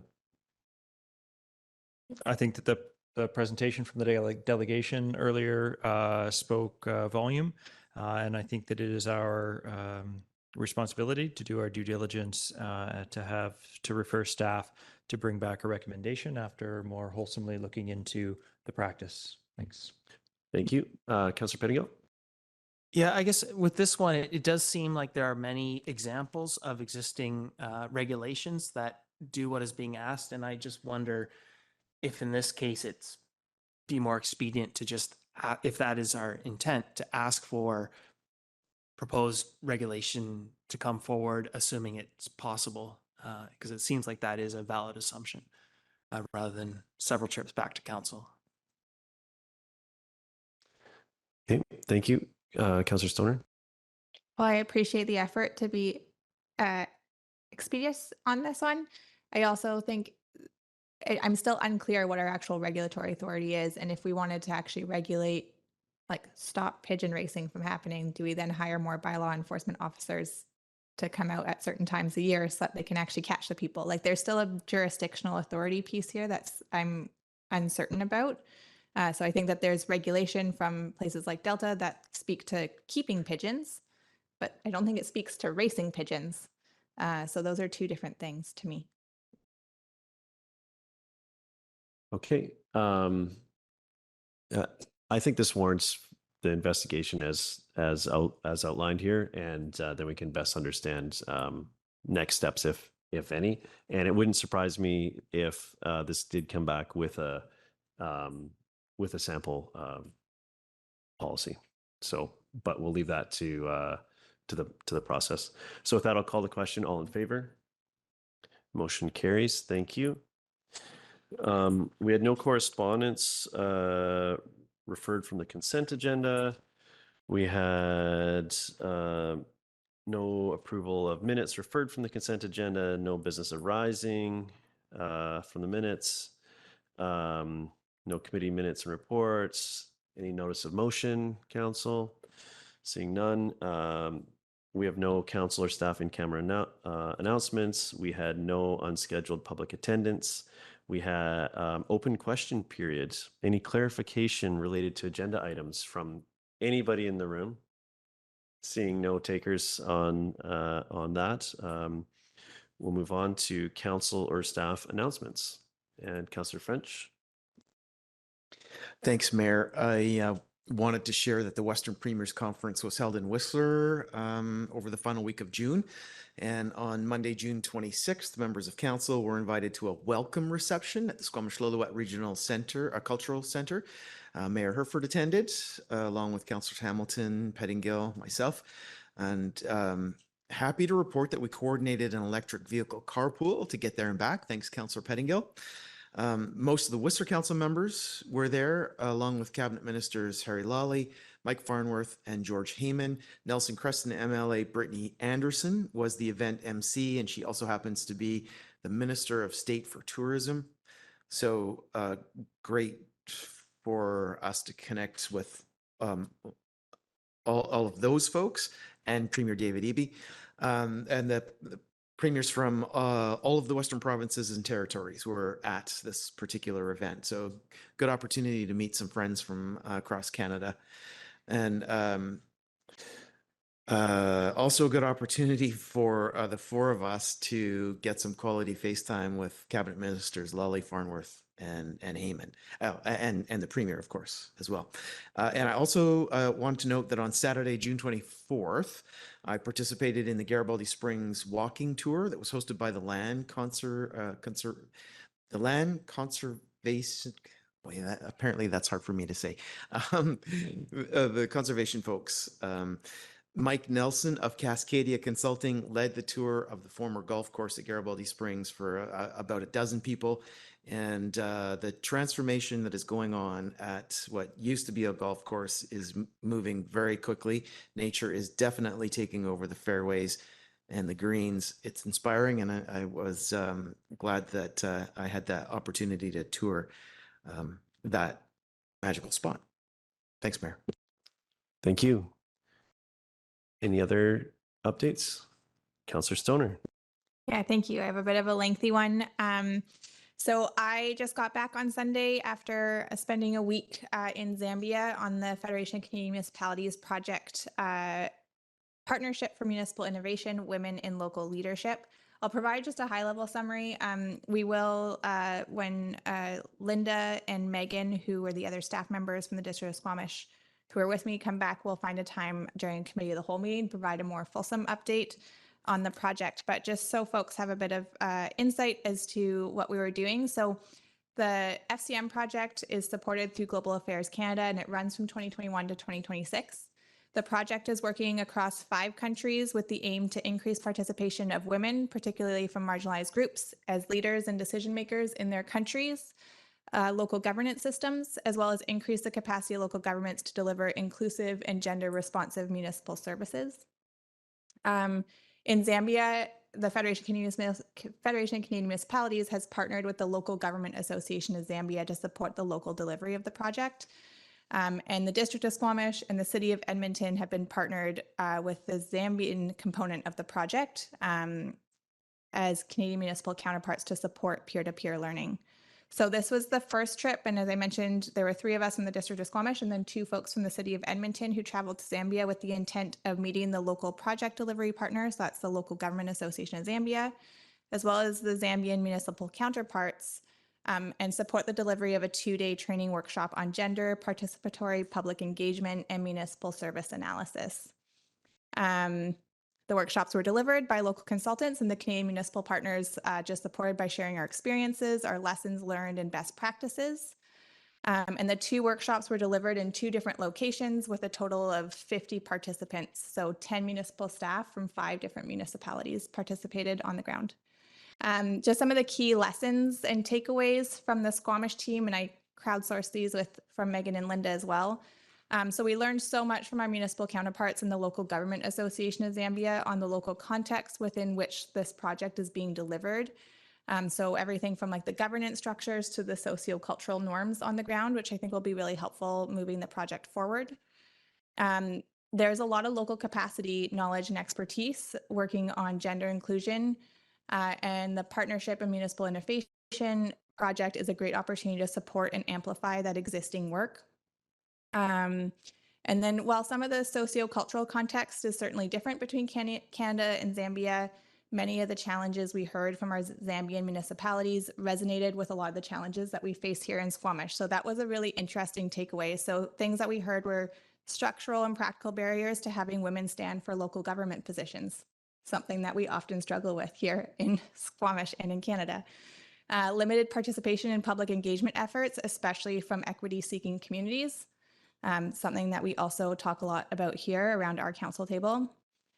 Local governments being challenged with misinformation, particularly online, something that we can also resonate with, as well as local governments challenged with effectively communicating the services that they provide for their residents. So feeling like they have so much that they're trying to communicate, people don't actually understand the services that they're providing all the time. So those were some of the really interesting high-level takeaways, and I look forward to sharing more at a later date. Thank you for that. I was buckling in for the long ride on that. It's just, there's so much there, and it's just such a great project. So thank you for that. And I look forward to the next update. Go ahead, Councillor Pettingill. Yeah, I can't quite measure up to Councillor Stoner's week or two, but July 1st was Squamish's first Squamish Together event, and I would say it was a fantastic success. So thank you so much to the Squamish BIA for putting that together. I think the only complaint I heard was that it didn't last long enough. So it was the weather is fantastic, the people are fantastic. Everyone from little kids to much older little kids had a wonderful time. And somewhat related to that, Ampton the Park has started, just because there's some similarities there. It generally goes 7 to 9 on Thursdays. Last week was the first one. And people start showing up at 5 o'clock now asking, hey, when's it starting? When's it starting? And they're lining up for good seats.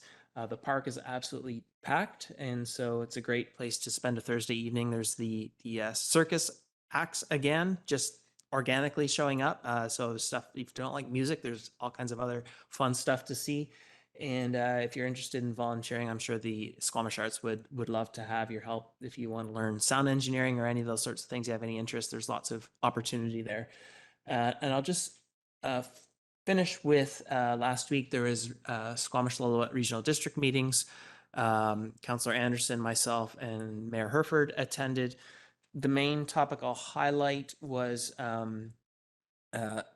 consideration of second reading for the Tiger Bay proposal in Britannia Beach, and that's the surf park and all the things that go along with it.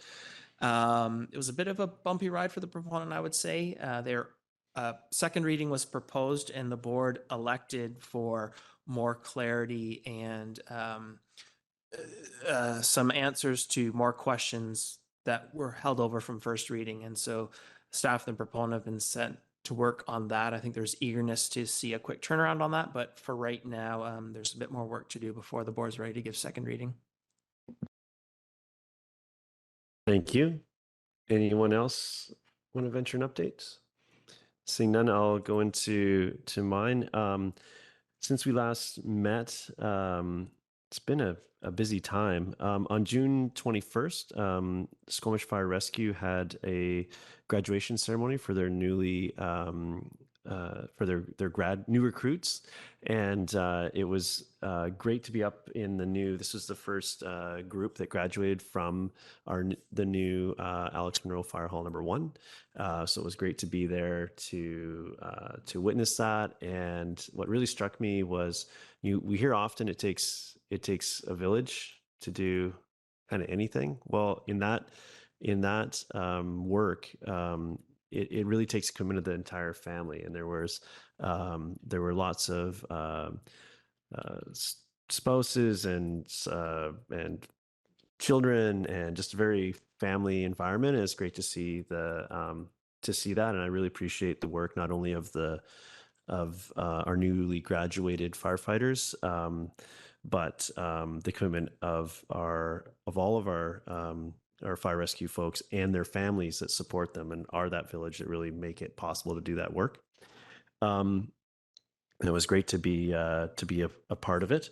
On the 26th, we had the Western Premiers Conference, which was an interesting invitation, honestly, and I wasn't sure what we were going to get, if they were going to be, at a table and addressing a room and everybody files out. And instead we had a great event at the Squamish Lillooet Cultural Center, where we were able to engage with the delegates yeah, it was a great event, and well worth attending. I also wanted to highlight the Squamish Lillooet Cultural Center is just a great place to go, kind of all the time. But right now there's a photo exhibit that I really encourage. If you've been and you haven't seen the photo exhibit, schedule time to get back. It's I found it quite powerful, and I went through it with a few of the delegates, and there was a lot of conversation spurred from the installation, which is kind of the whole point. So I really encourage you to get up there and see that. On the 28th, we had the public open house for the community forest consultation on the 5-year harvesting plan. And it was great to see so many people come out on a Thursday afternoon to talk about forestry and the community forest. So that event was really well attended. Well, it was a Wednesday. On the Thursday, Amped in the Park, Councillor Pettingill spoke on that, and really, to me, that really signifies the start of summer. It's great if you. It's a staple of my Thursday nights throughout the summer, and if you haven't been yet, it starts by going once, and then you'll be back. You'll be back. So I encourage everyone to check it out. Free music, world-class venue. It's great. And then just on Saturday, the first Squamish Together event run by the Downtown Business Improvement Association. I attended the event and was asked to say a few words, and it just really struck me how the community came together to create a space that reflects the complexity of our relationship with Canada Day at this point, and highlights the amount of work that we have to do to realize true reconciliation. And the mix of performers and presenters and artists and vendors, it was just really remarkable, and truly represented the diversity of our community, and gave me hope going forward. So it was a great day, and a huge success, I'd say, by all accounts. And so thank you to everyone involved with that. And that brings us to today. So and that's the end of my update. So next we have a motion to close. Moved by Councillor Stoner, second by Councillor Hamilton. All in favor? Motion carries. Thank you. So we'll take a recess, and we'll reconvene in the close as soon as we are able to do so. Usually takes about 10 minutes. So recess approximately 10 minutes. Don't go too far. We'll try to get into it as soon as we can. Thank you.